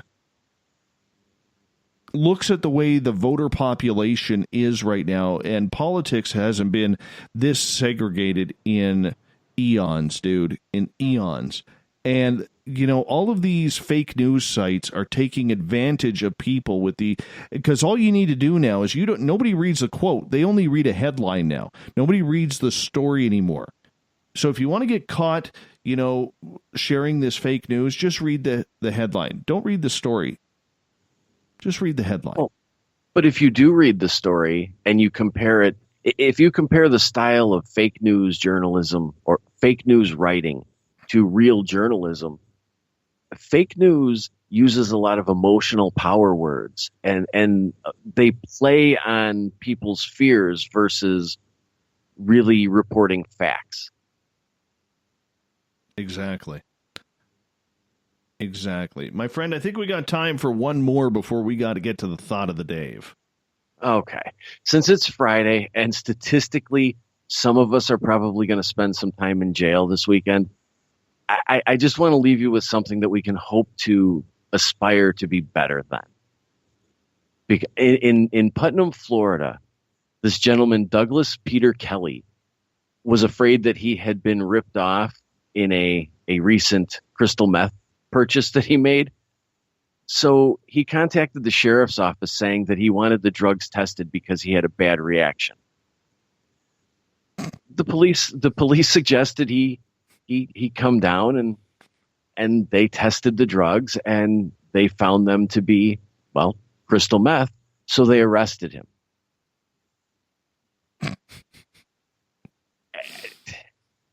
I mean, this is beyond dumb criminal of the day. It amazes me when, and you see these ads in major newspapers all the time, whether, in the classified sections where the police will run an ad saying, we lost, 10 pounds of cocaine. Can anybody help us out and let us know if that's our supply or something like that? And how many people actually come in and say, is this yours? Well, the sheriff's department down there, they posted this to Facebook, and they left everybody with a little hint. They said, just remember, our detectives are already willing to assist anyone who believes they were misled in their illegal drug purchase. But now here's the question. Should that person be arrested for the drugs, or just the sheer stupidity of that phone call? Oh, if stupidity were illegal, we'd need more prisons. Oh. If I'm the judge, I almost let the guy off, and charge him like $100 stupid tax or something like that. Oh, you can't do that. Why not? Why not? Justify it. You can't do that. It's a stupid tax. Well, he should pay the stupid tax anyway, but you still can't let him off for the drugs. I know. It just disappoints me. It just absolutely disappoints me. Like, I don't even know where to go with that. Just try to be better than that if you're going to do something this weekend. I can see that. Hey, let's go to the thought of the day, shall we? Sure.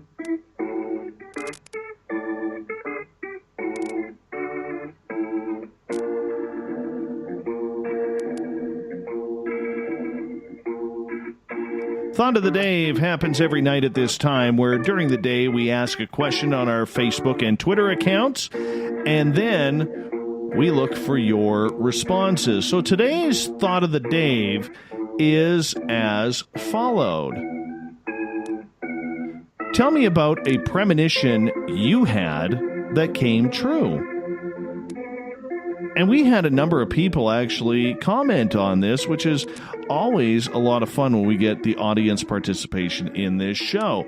Everett, have you ever had a premonition come through? I wouldn't say I've had premonitions come true. I have, like most people, gut feelings that I trust and kind of have that intuition thing, but not really a full-blown premonition kind of thing. Start off on Twitter with PJ. She says, I once dreamt of a 10-car wreck on a freeway somewhere. As through a telescope, I witnessed this, involving what was a bright red Volkswagen. Kept eyes on the news for days, nothing. But it was pre-computers, so I only had TV and a local newspaper when it happened. So real. Jeff states, my brother was born in 1967. As a young man, he had a recurring dream of being pinned down in a firefight hiding behind a Dutch-type door. They had those in Vietnam. I believe that comment was actually for our guests earlier, and I missed that one, so I do apologize, but it's still a good story. Scrolling down here, let's go over to Facebook. John states, kind of a premonition kind of thing. My dad and I were walking down a local street when we began talking about a cousin of mine that lives hundreds of miles away. A couple blocks later, who was parked at a store with his wife? My cousin! Just happened to have taken a trip to our city. Neither my dad nor myself had any knowledge beforehand that he would be coming here. That's kind of cool. That's weird. Cool.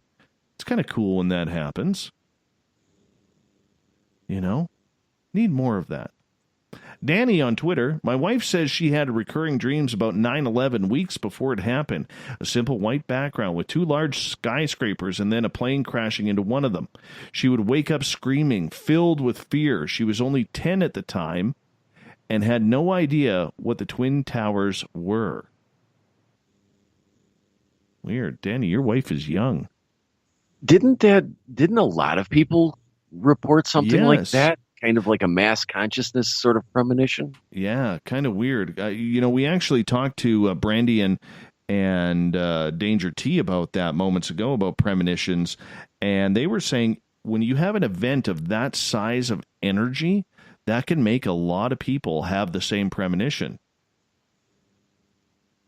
I can believe that. Mm-hmm.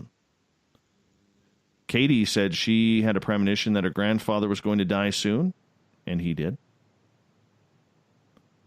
Let's see here. Let's go over to Facebook again. Sandra states, my aunt and uncle were over showing film slides of their trip to Germany, and I was about 7 years old and said, one day I'm going to go over there. And everyone looked at me and started laughing. Years later, I got to live there for 4 years. Huh. Cool. Lori states, I had premonitions my only child was going to die for 5 years. We were hit head-on by a drunk driver. 5 people killed, including himself. He drew this picture the day before...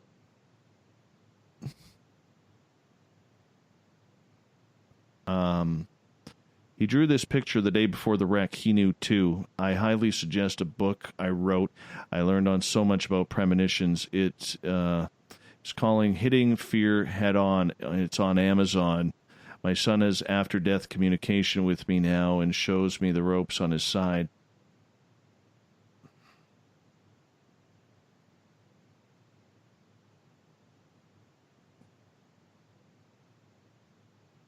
Wow. I wasn't ready for that. I don't pre-read these. I might have to get her on the show. I think you should try. My little guy's 5 tomorrow.